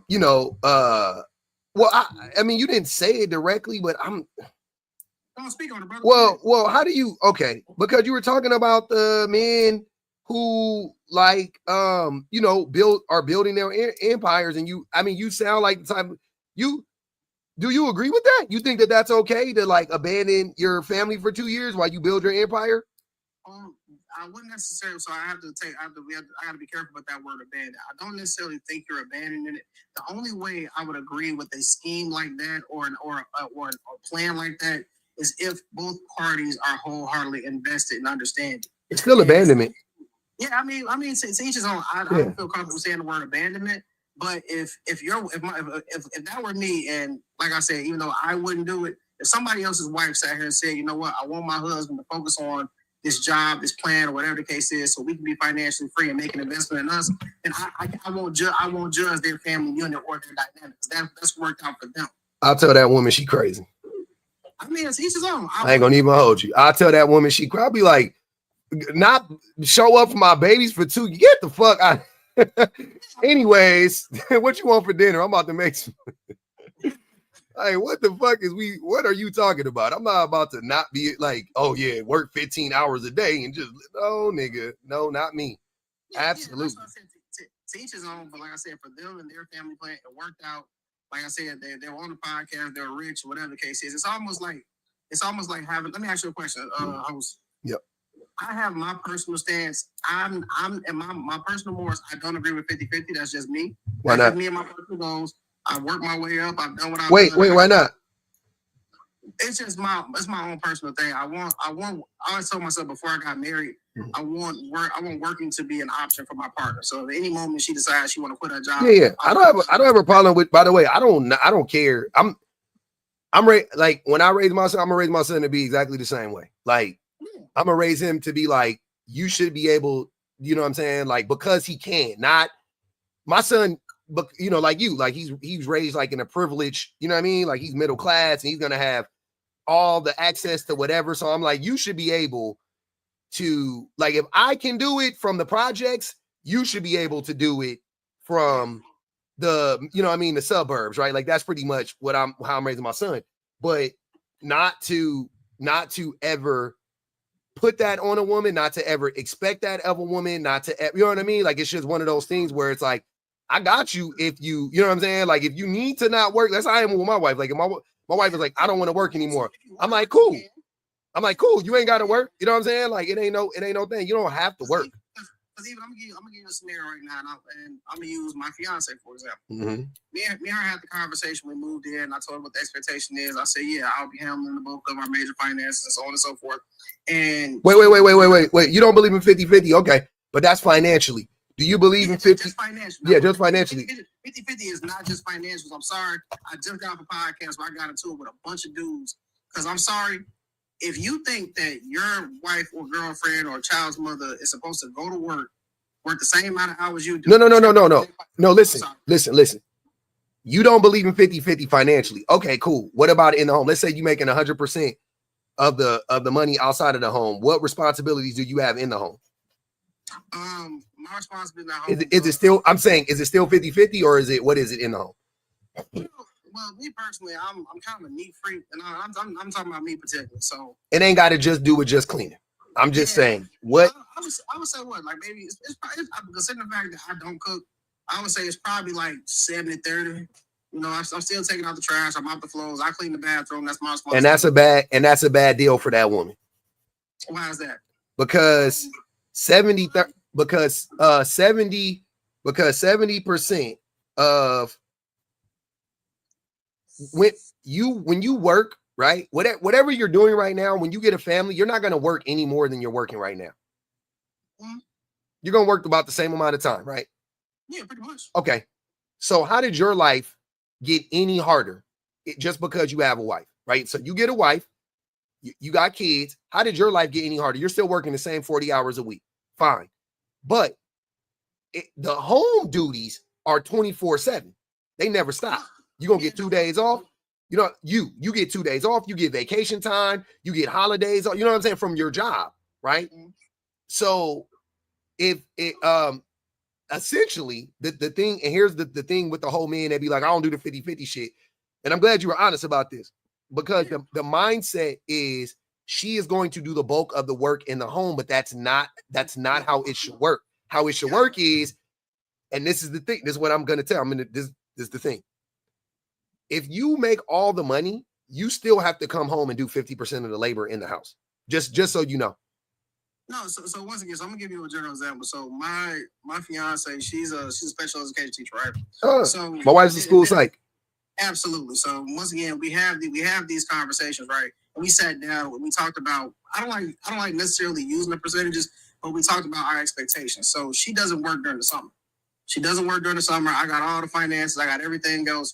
Like right now, I think she got maybe 2 bills and they're like maybe $190 for the month or whatever. And me and her had this conversation, like the very first summer we lived together, when we did it and she wasn't working, I would still come home. Like, case in point, housework will never feel like it's forced on my fiance finna be white. When she cooks, I wash the dishes.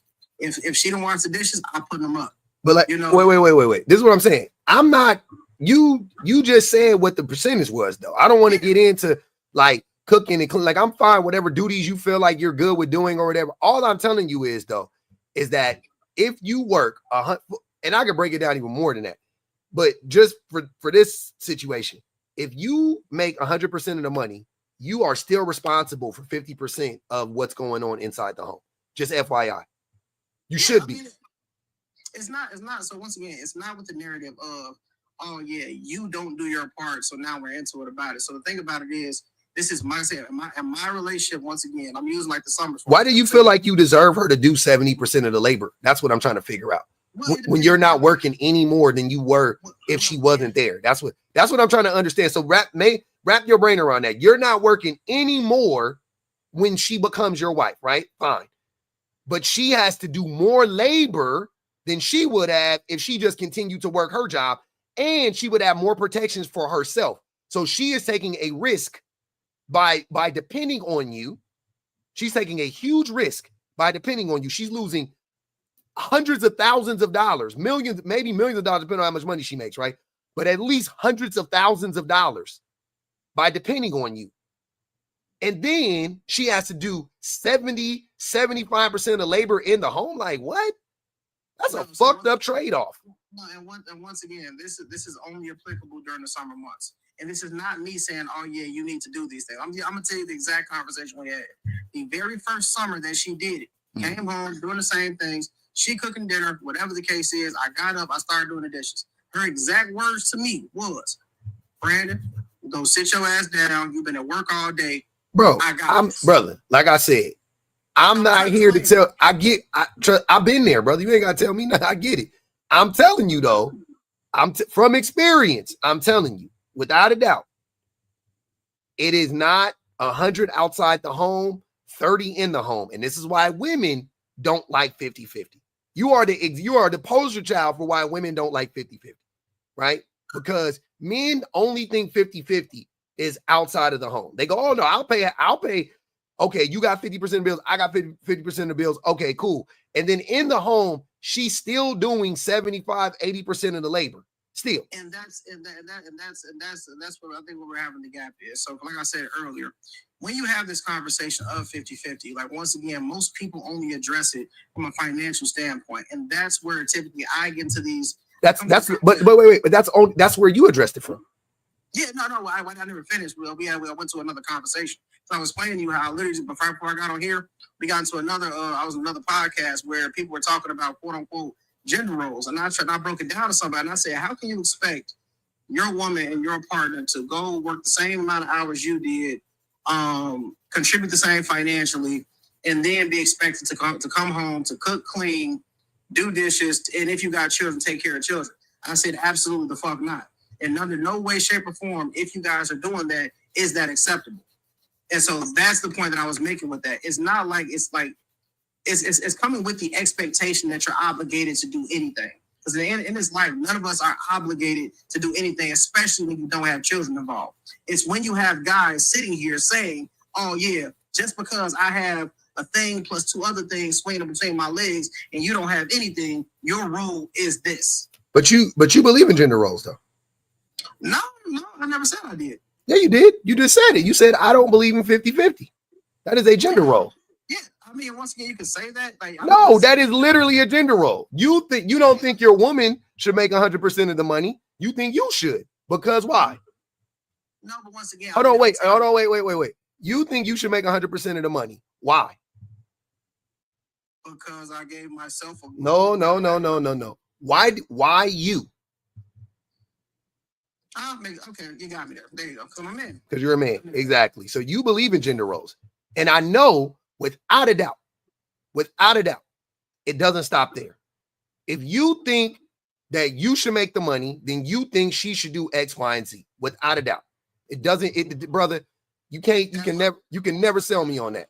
It doesn't. That's what I'm telling you once again, very anecdotally, my experience, that's not the case. Like in terms of roles of IE, but you kind of say 70-30 though. So that is, if she's doing 70% of the labor in the home and you're doing 30%, that's an overwhelming majority on her. That's only during the summer months when she's not working. And this is not something. But wait, that's not 50, sir. That's not what you said. If you're making 100% of the money, she won't be working. No, and once again, that's just how her career works. And she's not being forced to not work. Like I'm never forced. You're saying she? Hold on, wait. So let me get this straight. You're saying she can work, but you're just gonna pay all the bills, and her money is her money. Yes. Gotcha. Absolutely. Okay. Yeah, that's what I've been trying to say gotcha. the whole time. By her being a teacher, gotcha. During the summer they don't get paid, and I'm not saying, oh yeah, you can't work. The door is always open. Well, they only don't get paid. Well, I don't know how they get in your state. I think they only get paid like 1 month a year or something like that. In CPS, in Chicago public schools, teachers are not paid during the summer. They're only paid from the fall to like May or June when they stop. So their entire salary is condensed in between like 8 or 9 months. Yeah, but they get salary though, so they know that they're gonna make. Yeah, so it's not really that hard. You just got to plan it out, right? That's my thing about it is she's not forced to not work. If she decided I still want to work, then go ahead, babe. I'm not stopping you. Gotcha. I'm not saying you got to go ahead and sit in the house and do this shit. Hell no. If you want to work, go ahead and shit. I got you. But the way you framed it initially was like the way that most people interpreted that is like, I'm paying all the bills and she's taking care of everything at home. And when you said 70-30, you wasn't just talking about in the summertime. You definitely didn't preface that before. You were just saying in general. And that's why I was confused because I'm like, so I get where you're going with that. No, yeah. during the school year, like right now, yeah, she worked the same amount of hours I do. Like literally, I'm gonna leave my job at 3 o'clock, go pick her up. Yeah, we're gonna go home. She's gonna cook. I'm gonna go ahead and wash the dish. I'm gonna go ahead and get the dishes, load the dishwasher, and we're probably gonna sit on the couch and have wine and talk about each other day. That's what we finna go do. Yeah, as it should be. So, but that's neither here nor there. But actually, let me go ahead and get ready to pack my stuff up, brother. I appreciate having me up. And everybody else, y'all have a great rest of your day. If you ever open to it, I would love to come back. And absolutely, man. Come back anytime. All right, brother. All right, B. Have a good day. I ain't gonna hold you. Oh, he about to leave. Yeah. I ain't gonna hold you. You might want to check and see if Chicago public school teachers don't get paid during the summertime, baby. You might want to go ahead. Because I ain't never heard of that. Usually they don't. They just do 1 month. From what I know, but I don't know. Usually they do. I'm just saying, you might want to, I mean, as a DJ and being from Chicago, Learn y'all's business. You don't get paid in the summer. that's what I'm saying, right? Look, I ain't gonna say nothing though. You ain't hear that from me though. I'm gonna be Miss what's his name, but you ain't hear that from me. Mm-hmm. It's all good. I was just like, damn, they don't get paid for a whole summer? 3 months? I ain't never heard of that. I'm like, so are they on unemployment, my boy? No, they just condense all. Yeah, they just. I remember one time I didn't get paid all year. I don't know what was going on. You was unemployed. Right. You were unemployed. I was unemployed for like 3 years. Yeah, that's all that was, Shane. Shan said, that was a crazy time. I was like, why ain't no money just coming to me? So a whole year, I'm like, dang, I ain't got no paycheck. None. You wasn't clocking in, nigga. That's different. Teresa, let me read these super chats. Teresa said, Mississippi and Louisiana schools are closed for Mardi Gras and inclement weather. The moms are above and beyonding our asses off today in K through 12 volunteer mode. I don't know what WFH means. I don't know what that is. Work from home. Oh, work from home. See, I'm bad with the acronyms. Your favorite irritation said, Lord, not a mentor, not knowing how to communicate. Tanya, maybe that's Tanya. I could be wrong, but sorry. Tanya. I think that's how you say her name. That's a nice name. She said, sir, you wanted a woman to help you build when you should have been alone. Yeah, when he was young. Tonight said, damn, that's crazy. What were you wearing? Sorry, oh man. What up, Tony? What up, Tony? Nothing much. Can you hear me? Yes, sir. All right. Thank you for letting me on the panel. No problem, brother. Hope everybody here on the panel is having a good morning or afternoon or evening, depending on what your time zone is. It's a morning or afternoon or evening, depending on what your time. Hold on, I got you. Okay, so I can hear the echo too. All right, go ahead. All right. So I'm going to address the first prompt. And I think it says, are bad fathers better than no fathers? Yeah. And the answer to the question is absolutely not. Bad fathers are significantly worse than no fathers. Mm-hmm. By a long shot. And the thing about it is the reason for that to me is because, unfortunately, and having a man in the house more often than not means that the women and the children are less safe. Yeah. Just by default, even in the potential, and it's ultimately going to be up to the man to either make the household ultimately good or bad, or abusive versus non-abusive. So a man not being in the picture more often than not means that the children are safer by default. Yep. And we can go into stats. The stats show it, but I can also speak from my own anecdotal experience and say, and me and my brother often have our brothers and sisters, we often between each other, we have conversations about this all the time. And one thing that one of my siblings told me is that we were always safer with our mom by herself than we ever were with any man, whether it was a stepdad or a bio dad. Oh yeah, easily. You know what I mean? And we were in a situation where we were abandoned by our bio dad, and we had 2 stepdads who turned out to just be terrible. Mm-hmm. So we were always safer with our mom by herself. Mm-hmm. So yeah, that's the answer to that question. No, not bad fathers are not better than no fathers, and in fact, bad fathers are worse than no fathers. The second question: what percentage of fathers are good? I'm going to say about 5%. 5%, okay. At best. And when I say good, I mean emotionally healthy, financially stable, invested in the well-being of the mother and the children, going above and beyond in terms of, you know, the physical and emotional labor needed to care for, you know, A child. his spouse and, you know, and his children and their children. I'm going to say about 5%. Okay. And the thing is like, just because you're in the home does not mean that you're contributing. Does not mean that you're contributing enough. Mm-hmm. You're not good just because you're physically there. I think a lot of men get that confused too.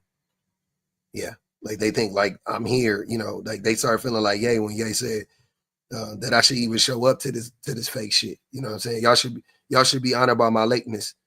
You know what I mean? Like a lot of men just be on that, like, you know, like I'm here. You know what I'm saying? What more do you want from me? A lot of men ain't even here. That's why I often have to remind men not to compare themselves to other men. You know what I'm saying? Right. Like men are just not, you know, men are just we're just we're not that good as a group, right? Like you could be good, I could be good individually, but like as a group, we're not that good. So comparing yourself to another man, you're ultimately still gonna be lacking significantly. Right. And I think that we can turn it around, but it's going to take just a lot of us as men, like really kind of holding each other's feet to the fire. Yeah. And then the last question: are men more invested in keeping the family together? Absolutely not. Mm-hmm. No. No. Just I hear so many men in my real life complain all the time about their spouses and like how difficult it is, but you never hear about why it's difficult for them per se. And if you do, it's often one-sided and you never really get to hear the spouses or the children's side of the story. Yep. And you have to kind of dig in and say, well, you know, why is it difficult for you? What's getting in your way? And why aren't you more invested? And it's really because for a lot of men, having a wife and children is a status symbol. And it's about trying to impress their peers more than it is about doing something that they genuinely feel like they want to do. Mm-hmm. And I think it's sad. Yep, I agree. Kene, are you there? Hello, how are you? I'm good. How you doing? Oh, good. These cedar allergies are kicking my butt, so I apologize if I'm going to be sneezing up a storm over here. You're good. Yeah, this topic is so interesting that it came today because I'm just like at this very discouraged point dealing with this very thing. So, with your own father? Okay.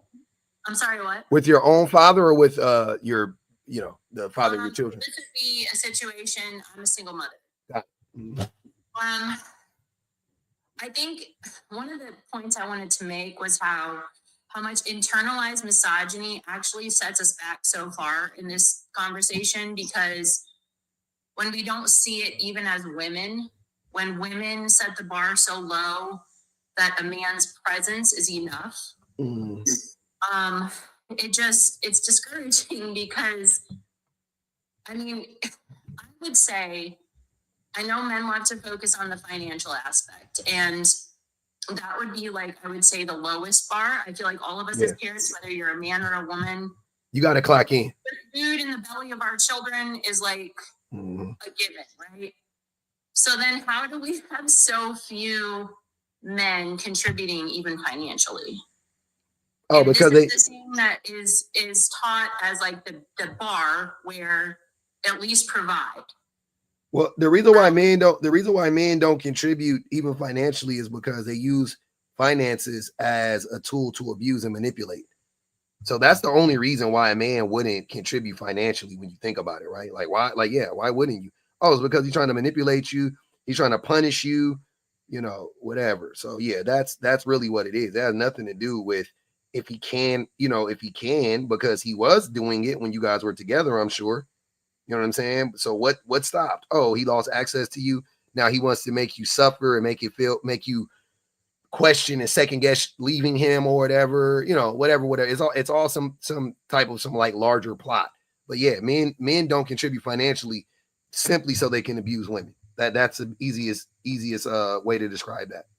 And I don't know if it's okay to say this on your platform, but like, is it okay if I kind of like just say from your perspective as a man, so that would be manipulation, right? Like somebody controlling you. Yep. So then how can those same people who refuse to even contribute financially then say, my children need to give me the time of day, you're keeping me from my children, when even the basics aren't being met? You know what I'm saying? And then the society props that up. Meaning, okay, let me give you kind of an anecdotal. So when people that I've seen, because I deal a lot with like domestic violence, women leaving marriages, you know, I'm also a victim of domestic violence. I've left a marriage, that sort of thing. Mm-hmm. Not all single moms are out here just spreading their legs, having babies, y'all. Like some people are actually been married, you know, have children with a man, have a family with a man. They have to leave, move on. Then there's that control of finances, right? Where there's not any sort of contribution to the family, but yet you can go and get a therapist to say you are coercing your children not to see their father. What, the therapist said this? Oh, yes. I've definitely heard that from therapists. That's where I kind of get the internalized misogyny vibe. Oh, this is a woman? It is a woman. Interesting. Okay. Very interesting. So you have somebody not caring for multiple children and then being told, well, the children just need to forgive him, and you guys need to understand that if he shows up, he's a caring, loving father, and you guys need to forgive and forget and let him be a parent. Mm-hmm. In your opinion, like as a father, because I know you are one. Yep.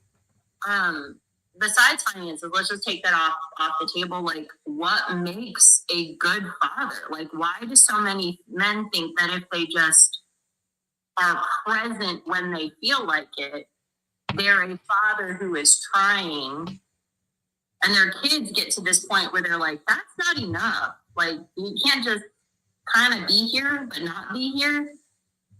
Yeah. Well, and then why is it that the single mothers are looked at as the villains for keeping the shit together? You know, it's just very frustrating, I guess. I don't feel like I'm making a whole lot of sense. You making, I mean, this is what we talk about every day. So everything you're saying is shit, you know what I mean? Like, I know, I mean, I got answers if you want. I have reasons as to why for all of that stuff. Why men don't feel the need to show up, right? Like I said, the entitlement.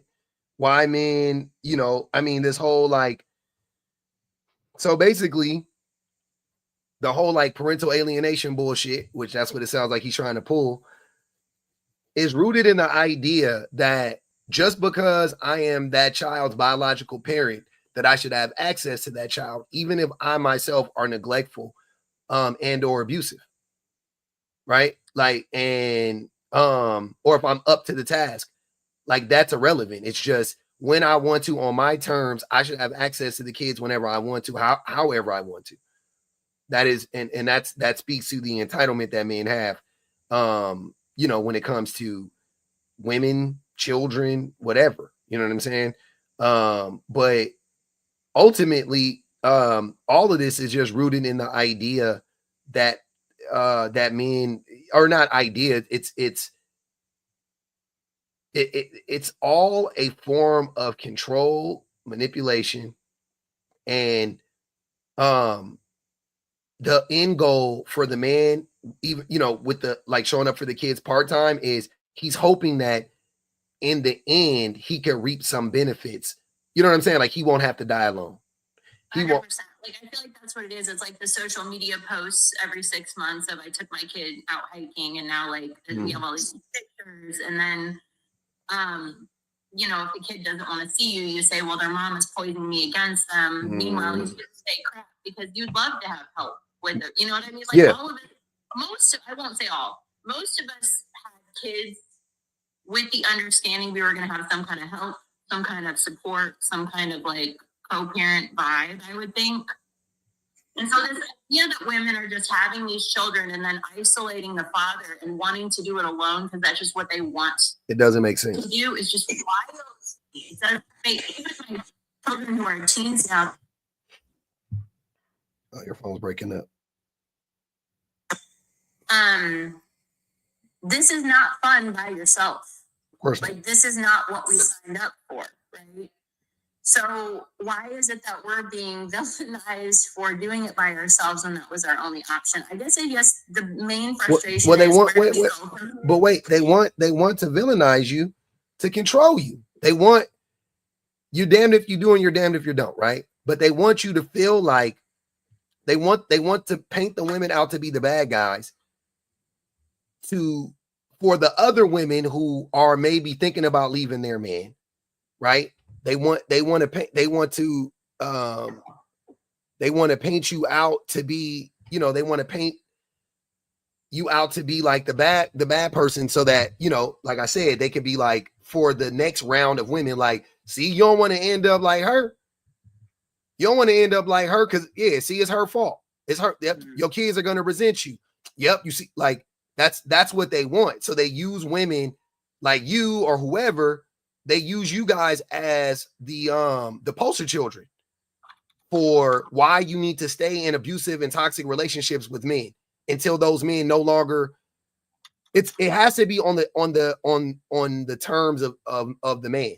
If the man wants to leave you, then everything's everything, right? But if you leave him, we got a problem. If he leaves you for another, you're 40 years old, he leaves you for a 20-year-old, shit happens. Why you being so combative? Why you know what I mean? Whatever after that now, whatever. But if you leave him because he's abusing you, and then you go, well, you're abusive to me, so I don't want you around my kids. I might be saying you're doing this. I'm just saying, like, if you were to do that, which would be perfectly reasonable, right? They're gonna go, see, she's the bad guy. She's the bad guy. So then when struggle after struggle after struggle happens, because let's be so for real, providing for an entire family alone that you thought you had a co-parent with. Crazy.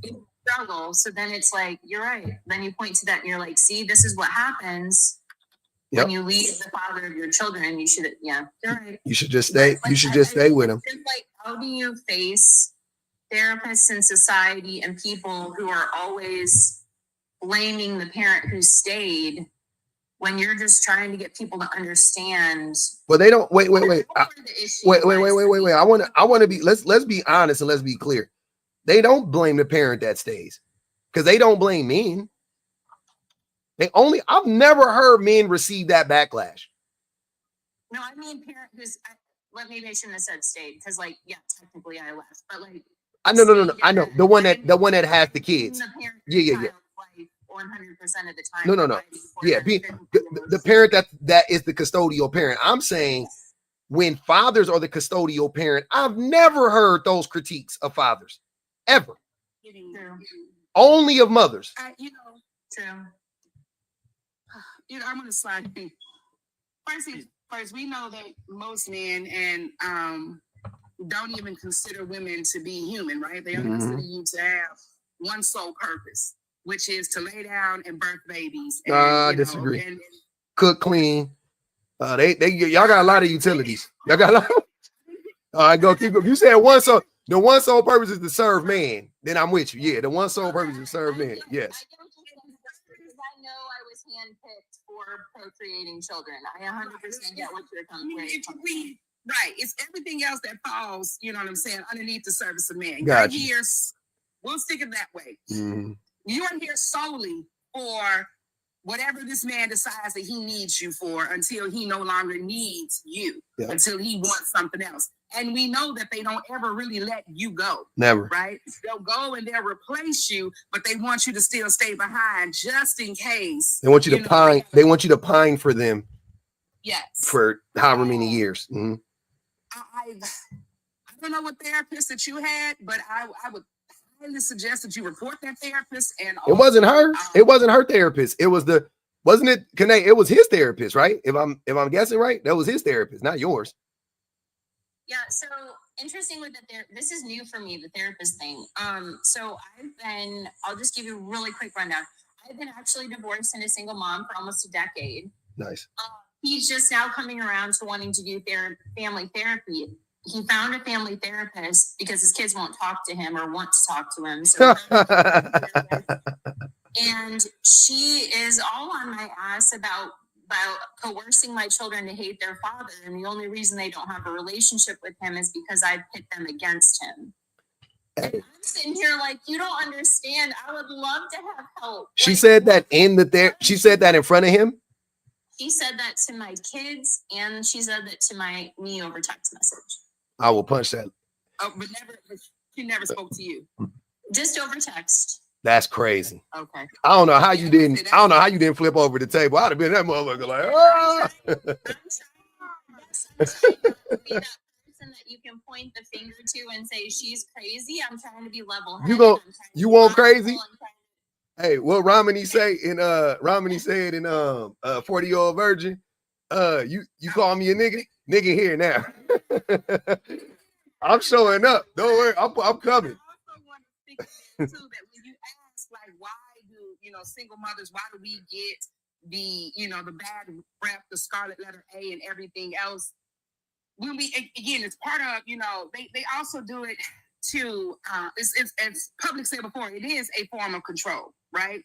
Best way I can control you is by making you seem like you are the pariah of society, so that you have to come back to me. You have to depend on me to now take you out of that pariah status and put you into a position to where people will no longer look at you.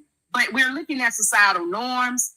We're looking at internalized misogyny from women, right? Because we do have women that perpetuate this just as much. And it's literally just nothing more than, hey, this is our society. This is how we want to run our particular society. And the best way to do that is to make sure that everybody stays within their place.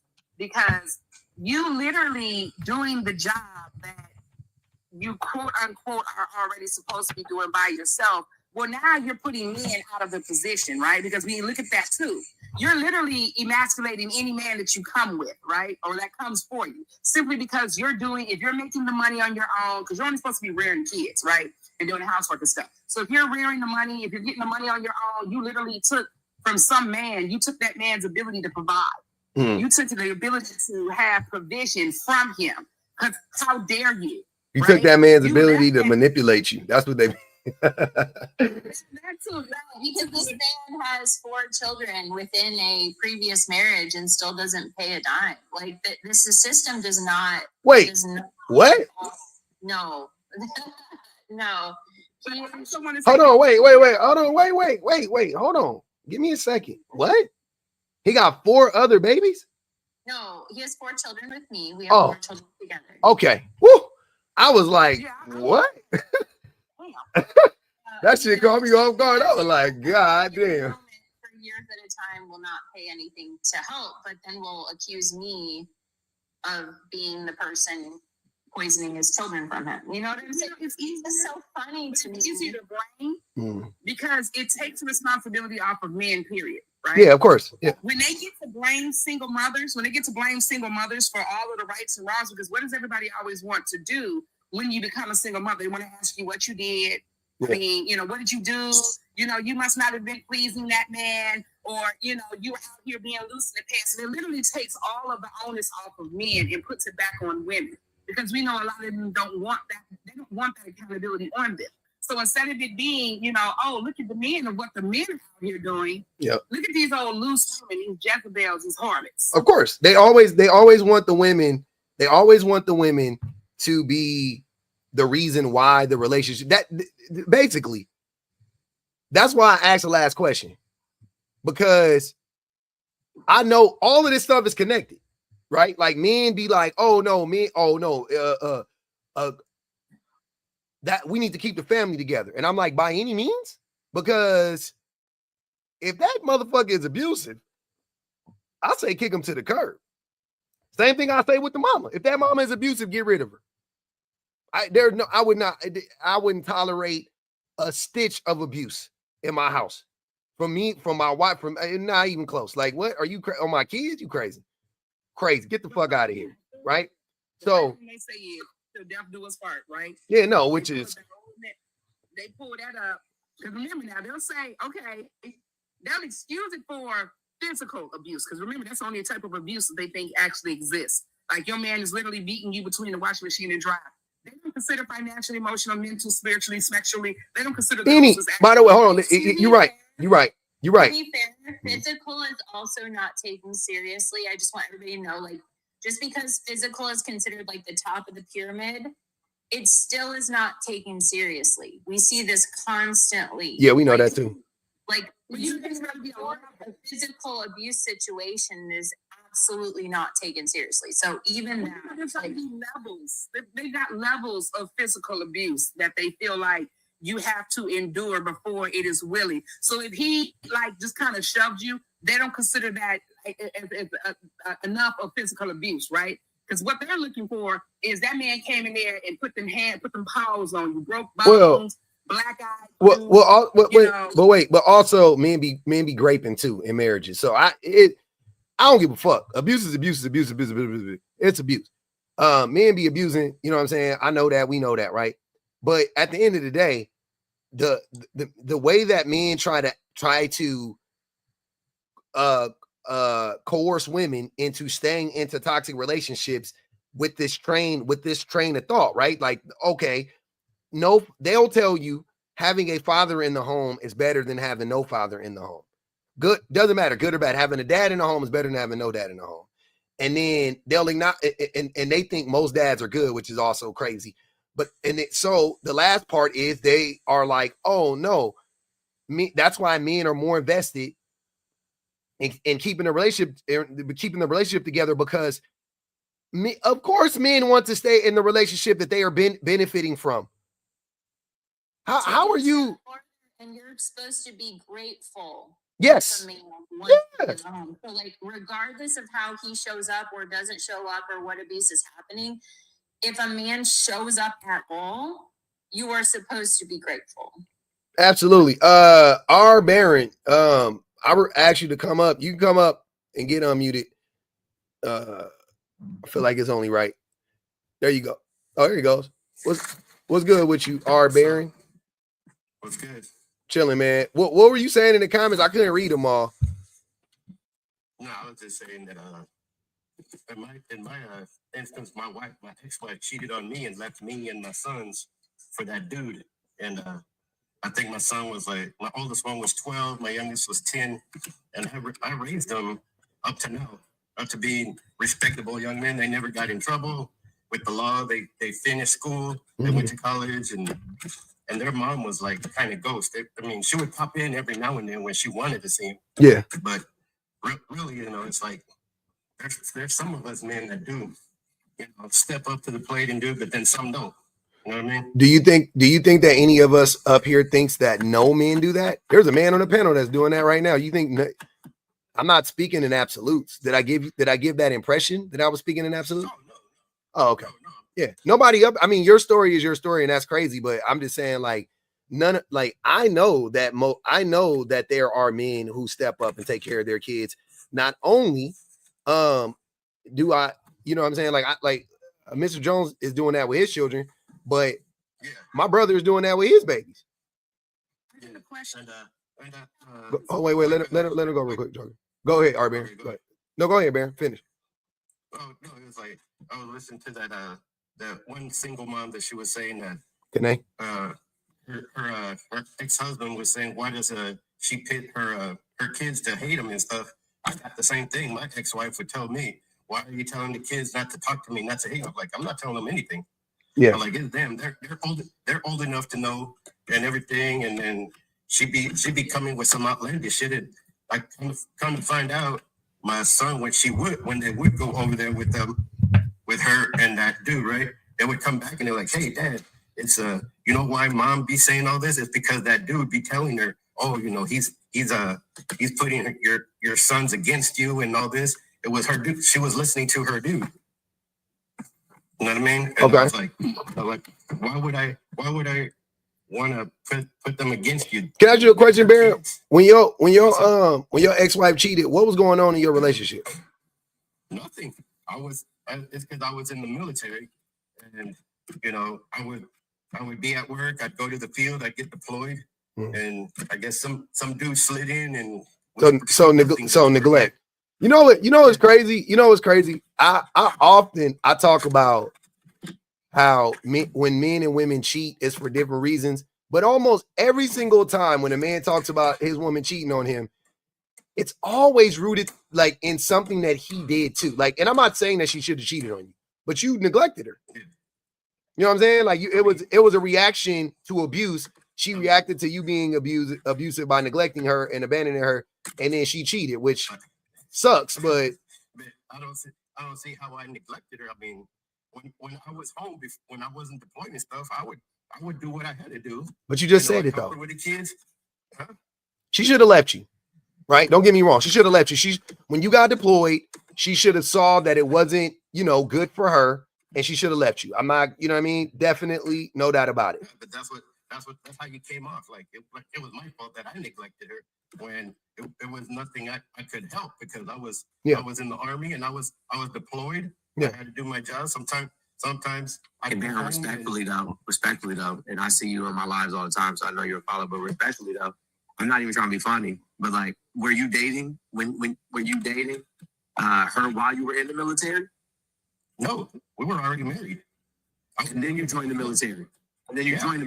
Oh, that's crazy. So, bro, so you chose a career path for your family, sir. That's crazy. What? You married her and then got in the military? Which is nothing wrong with that, but how often were you in the field and how often were you deployed? Shoot, I was deployed like almost every other year. I did 3 tours in Iraq. I did 4 times in Korea. I mean, it's just like, it was good. It was like, I wasn't that. He was stationed in Korea. Yeah. I was stationed in Korea. Right. On a tour. Yeah. I mean, how long were y'all married for? I was married for 12 years. Okay, so out of 12 years, 3 tours, 18 months. So before you joined everything, there was no cheating.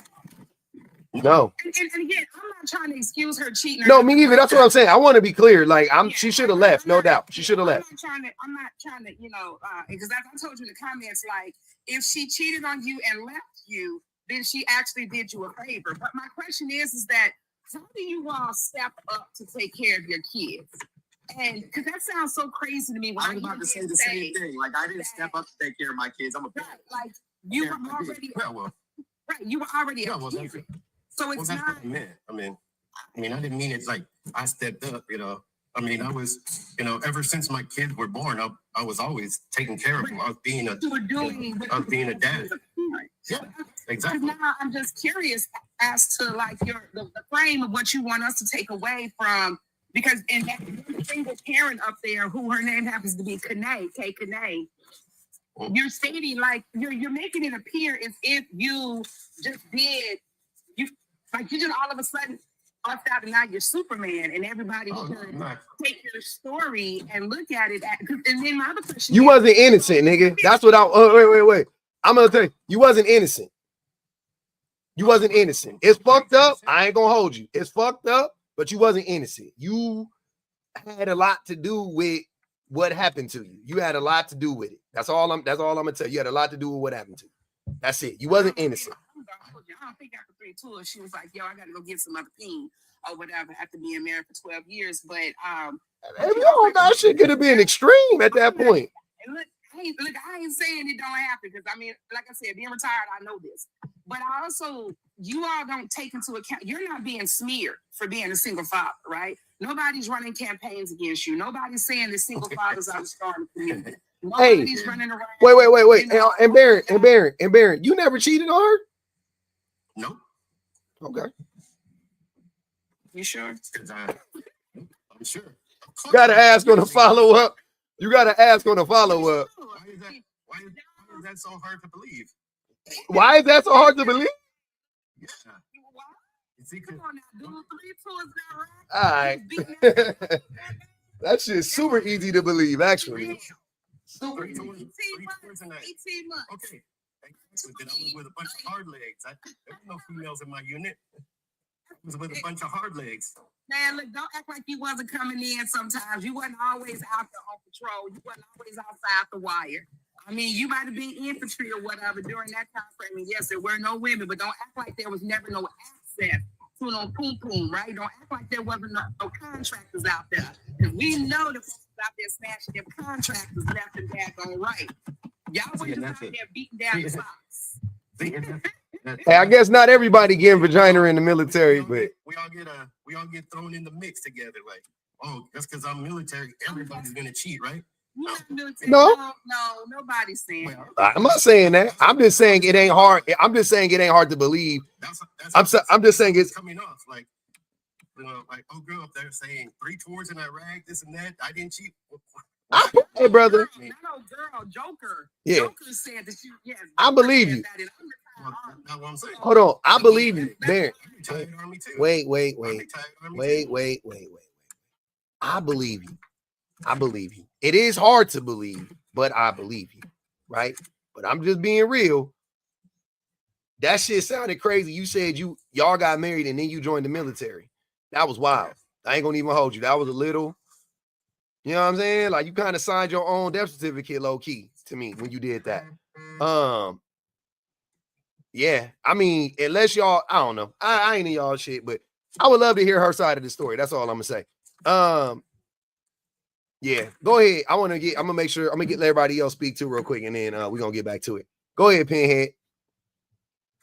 Oh no, I'm sorry. The prototype was first. Go ahead, the prototype. He can go ahead. I'll go, man. Okay, go ahead, Pinhead. And I heard what you said. You did say that she has no justification for cheating in this situation, but it still seems like you're shifting quite a lot of blame on him for joining the military, which that's fine. And I would like to hear what his partner would say as well. But how do you know that she wasn't okay with him joining the military and then cheats? Like we don't know. So how can we assume? And why is the line of questioning so hard on him? He joined the military. People do that. There's no excuse for cheating though. Well, if you do it, so to me, the way, and I've talked about this many times, I just talked about it today. I would never in my life do anything that would take me away from my family. Me personally, and this is not no knock on people who do that. I'm just saying for me, right? And because I don't want to have to worry about like the repercussions of doing that. You see what I'm saying? I know that there's going to be some negative impact that's going to happen from me going away from my family for extended period of time. I wouldn't be a long haul truck driver. Like, this is me. This is what I'm saying. This is me, right? If I were to do that, though, I would understand the risk involved. I would look at it holistically, like, okay, if I do that, more than likely I'm not going to be able to do this. And if I can't do this, then more than likely this might, or not more than likely, but there's a good chance that this may, like, that's just reality. That's what I'm saying. So you have to take accountability or responsibility for the choices that you make. You know what I'm saying? Like it just is what it is. Does any of that have to do with being cheated on? Like, is yes. Yes. That's still not his fault. Not his fault. No, sir.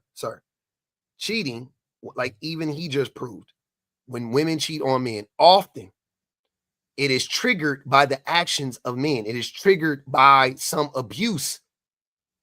So the military is not abusive. That's nobody said it was, Pinhead. That's stupid.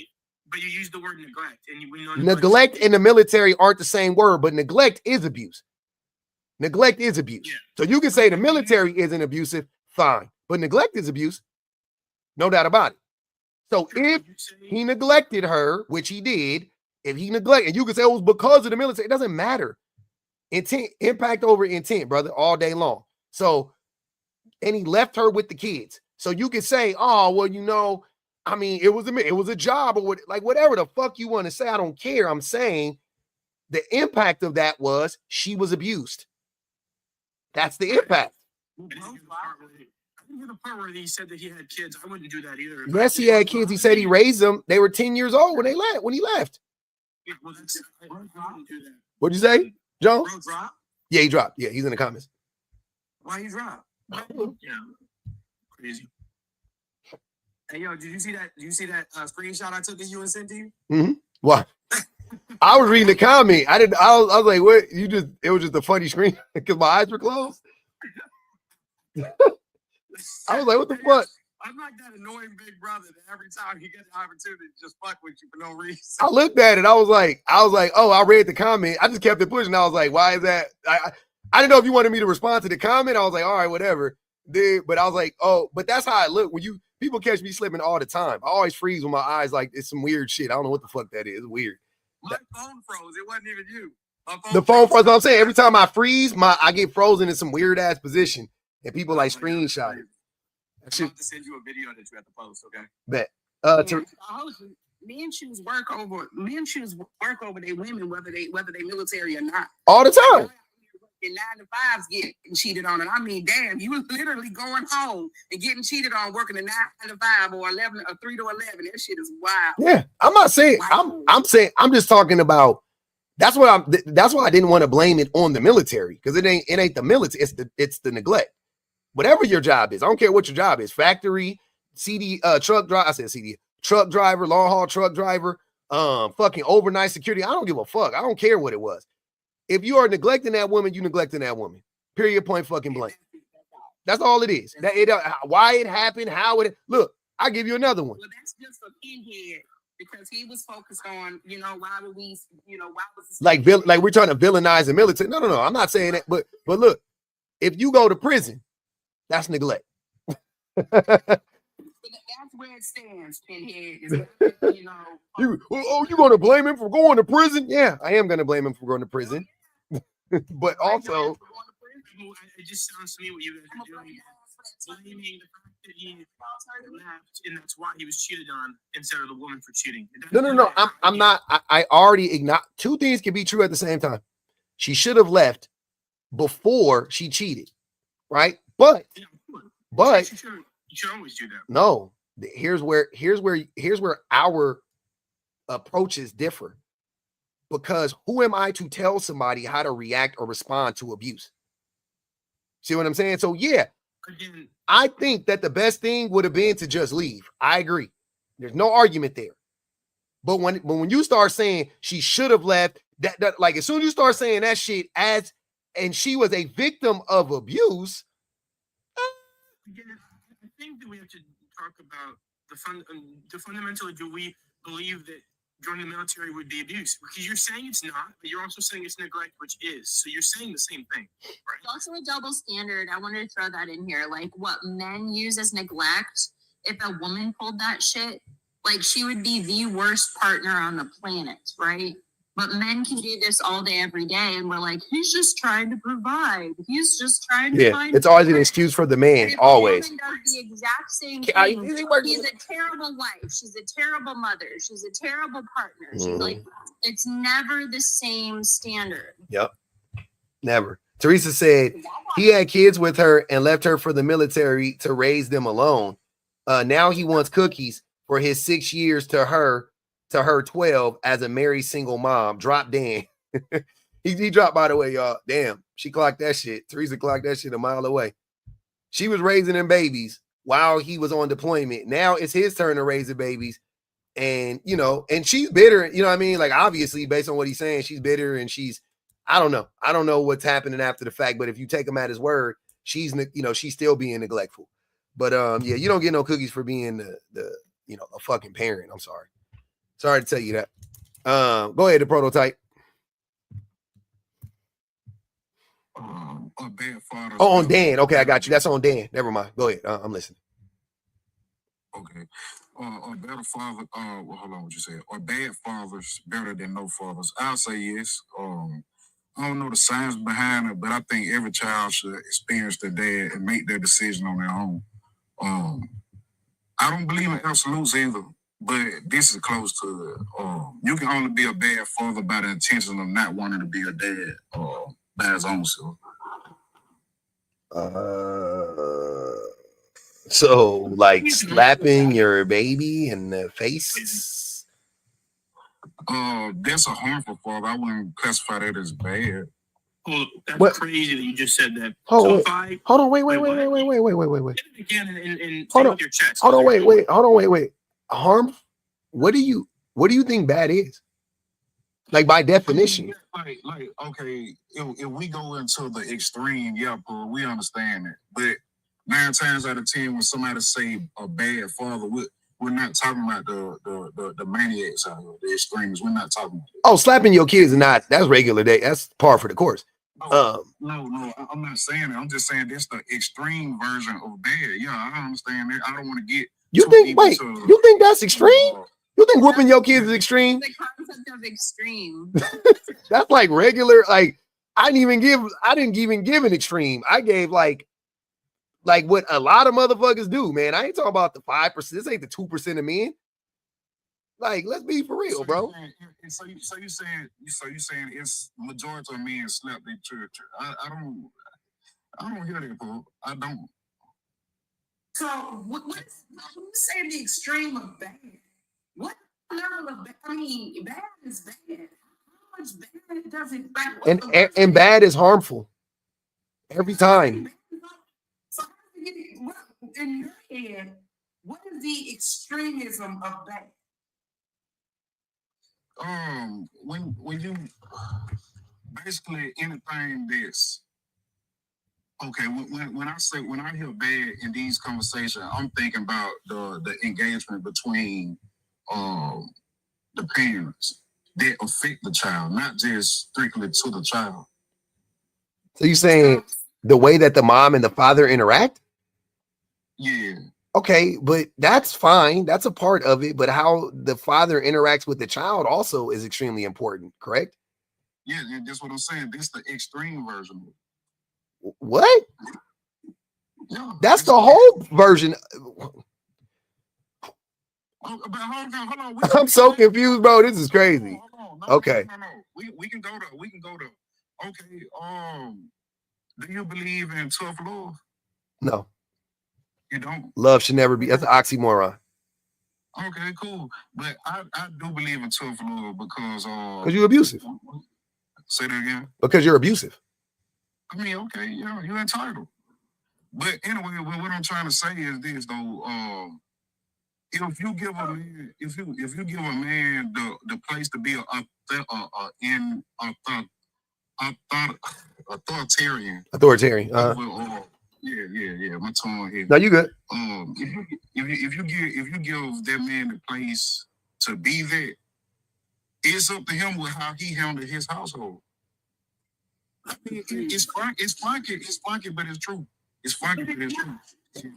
It's an question now. Can I ask a really quick question? All right, go ahead. Okay. Ask the question, Pan. Who, me? Yeah, you said you're that. No, it was me. Oh, I'm sorry. Go ahead, Jones. I'm sorry. I thought it was Pan. Yeah, no. So I mean, hold on. So who gets to determine whether or not that man, you know what I'm saying, like should be leading the household? Like who makes this decision? And what metrics do we base that on? Like I said, that depends on the relationship. Like I said, once that woman wields that power to that man, that is that. You know what I'm saying? Until another agreement comes amongst them. So the woman gives the man. So the woman gives the man the power. Basically.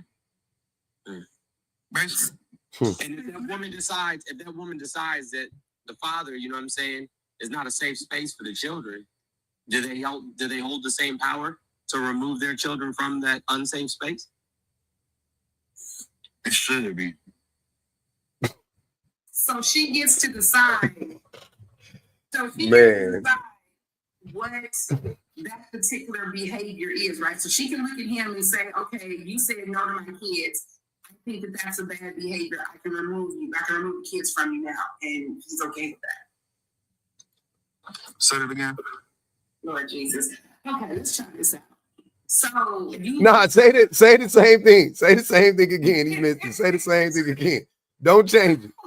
Say the same thing again. He just didn't catch it. Say it.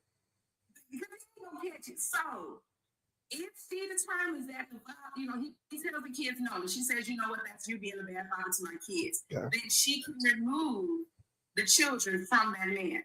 And he should be okay with it. Mm-hmm. Yeah. You know what the problem? You know what? No, nigga, you yeah. Okay, so you talk about tough love. What is your thought of tough love? My idea of tough love is hate fucking your girl. Chill out. That's what you think tough love is, huh? You think hate fucking your girl is tough love, huh? That's what you call it. Hey, go in the bedroom. I'm about to give you some tough love. I mean, if it's that day of the week, hell yeah, I'll stand on being with it. Okay, so if you, let's say you slacking, right? You come in the house, you talking about how the world is on your shoulders and they got the boot on your neck and you can't make it, and your girl come in there and punch you square in your chest and tell you tighten up, nigga. You okay with that? Hell yeah, that's passion. What if you passionately hit your girl because the same excuse? That's ridiculous. Well, Hold on. I don't think he. Only reason why I'm shocked by that is I don't think you would allow that. But Hey, let me respond to him, Paul. okay, but it wouldn't go the other way. Let's just be clear. That's crazy. Okay, go ahead. I think that's above his pay grade because if you're not qualified to speak on it if you've never been in that predicament or live that lifestyle. You telling me people can't speak on domestic abuse because they've never been or given domestic abuse? What are you really saying? Yeah, I'm saying exactly that, bro. You follow me. Wait. You're telling me because I've never domestically abused a woman or been domestically abused, if I see it happen, I can't call it out? Let's be honest. That's what you're saying. Okay. How can I put it? Hey, what you writing down right now? I know you ain't taking notes. What you writing down? Why you got that pen in your hand, man? Bro, you too, chill out. Don't do that. I actually want to hear from him, bro. All right, I like this thing got a pen. What you writing down, man? All right, I'm sorry. That got me. That shocked me right there. Go ahead. But I feel like you're not qualified to talk about it, bro, because you don't know the in and outs to what really goes. We can use a different example. I've never seen or raped someone. If I saw it happening, can I stop it because it's bad and it's happening? If you don't say yes, like I said, kick off this damn live right now. I'm sorry. Say yes right now, bro. Like it's the uncomfortable truth, bro. It's the uncomfortable. Wait. What conversation? You know what? I gotta read these and then we gonna reset because I don't know what the fuck y'all talking about. Logic said, "Pub, is it neglect if he unalives?" It is not neglect if you die, man. Well, how did you unalive? How did you unalive? Did you abuse Smugs? Was it avoidable? Was it avoidable? If it was avoidable for the most part, then I'd even say, yeah, fuck. You know what I'm saying? You jumped off a bridge and you did you swan dived off a bridge. Okay, swan dove off a bridge. All right. T said, I can't. This is for the deadbeat type. Damn. I was just about to say, well, he could probably still hear me. The prototype. You know what really pisses me off about you?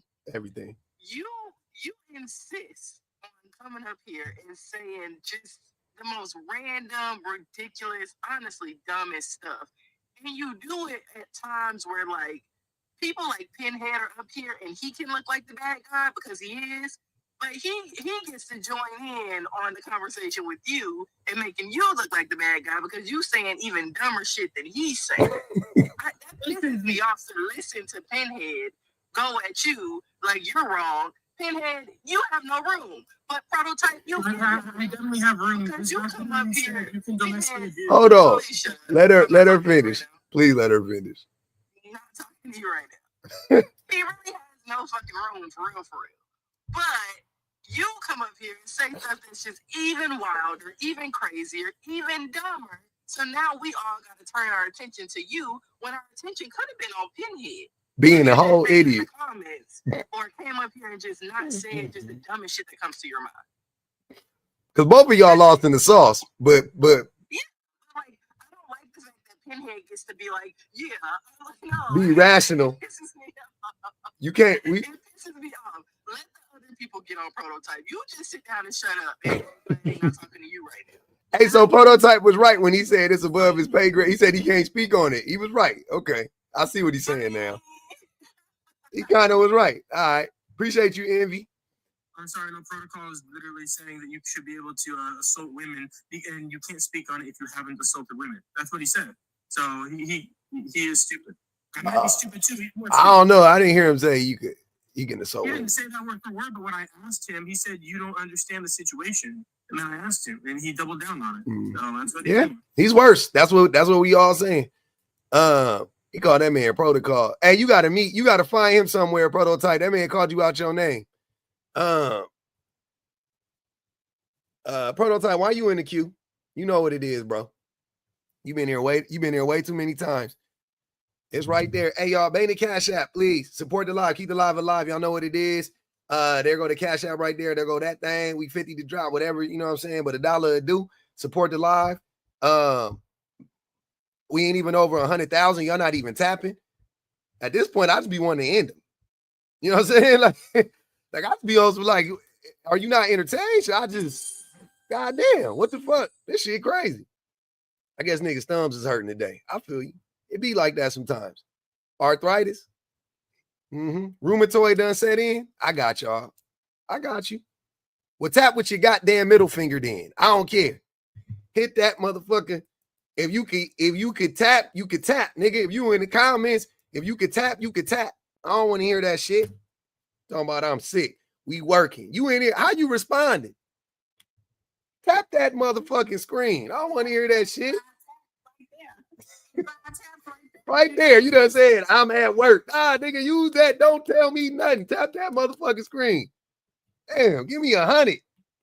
Drop and give me 50. What Drake tell K-Dot? Drop and give me 50, man. Jesus Christ. Then go back to your job. That's cool. Y'all make a nigga. What'd you say, Jim? I don't even be saying that. I be letting people rock out. And I look up, I'm like, damn, ain't nobody banged the app. Ain't nobody, we ain't even liking the live. Like, all right, I can take my ball and go home at this point. Only my YouTubers holding me down. You know what I'm saying? Hey, I'm about to take my ball and go home. We ain't got no subs going, nothing. Okay. Being bullied into submission right now. Portia said, I am entertained. And that's what I'm talking about, man. That's why I fuck with y'all. Yeah, man, don't be lazy. Don't be lazy. You would say this bullying got this. Hey, I can't take it no more, man. Y'all done pissed me off today. I ain't gonna even lie. I looked up, I'm like, what the fuck? I've been on for 2 hours and 26 minutes. It's been 400-500 people in this motherfucker for hours. I can't get to 100,000. My son got a little new best friend at school, Jared. And I just saw I see her all the time, but I just saw Jared mama walking to school. Jared mama's fine as hell. Show a picture. Show us a picture or it ain't real. Show us a picture or it ain't real. Take a picture with her. They be like, oh, man, since our sons and friends, take a picture. No, say it's a perfect reason. It's time to go in there and hey, I love, you know what I'm saying? My son and your I think it's perfect timing. In the button. This man talking about, oh, that was diabolical. Sir, what is going on with I'm just saying, all I'm saying is just sit down with her, have a little, you know what I'm saying, have a little conversation with her, and just be like, selfie, and then, you know what I'm saying? That's all. Hey, look, everybody in the comments talking about, I like pretty girls. I want to see what I'm saying? We all curious now. You done got this all gassed up. Why? She fine. I believe her. I just want to see. Kayla said, now you triangulating us against YouTube. Absolutely. Come on, YouTube people hold me down. I just gotta call it out.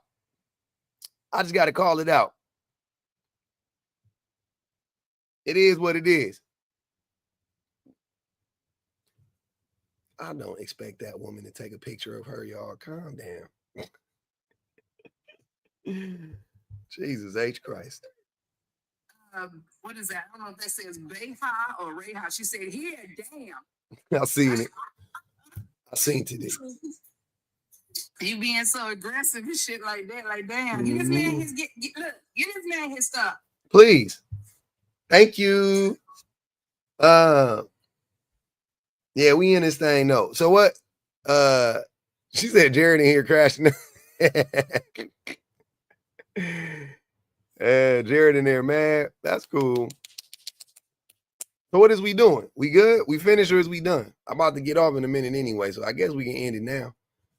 It's looking like we can go on it. We can go on and end it now. I'm okay with that.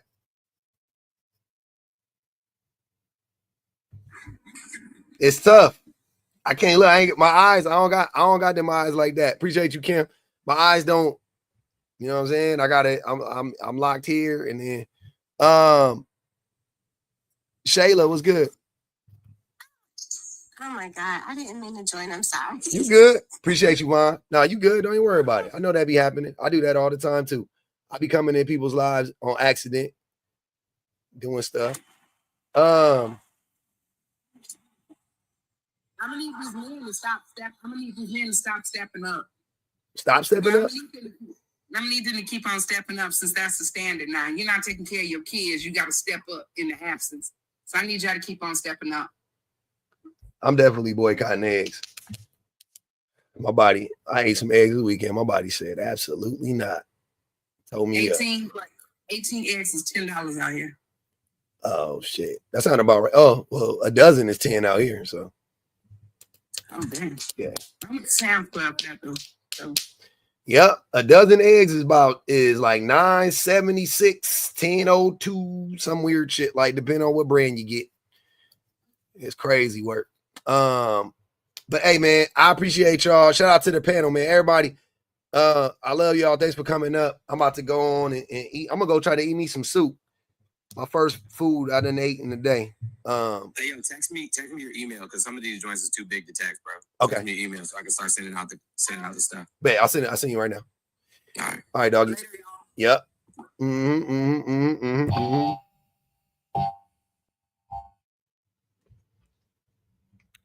We did it, Joe. Yeah, I'll be dipping. I got shit, man. I got family. You know what I'm saying? I gotta do things, man.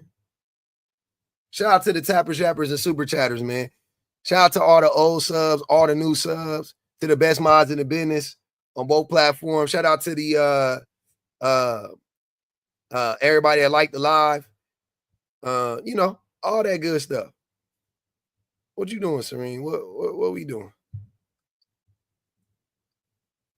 I might be on accident. What's good with you? I'm sorry. All right, you good. I just wanted to make sure. All right. Yeah, man. Good live. Are you not entertained? Man, the cash app on the way out $1 a do. We had a good live. I had fun. I did, man. I really did. It was a good time. We was rocking out.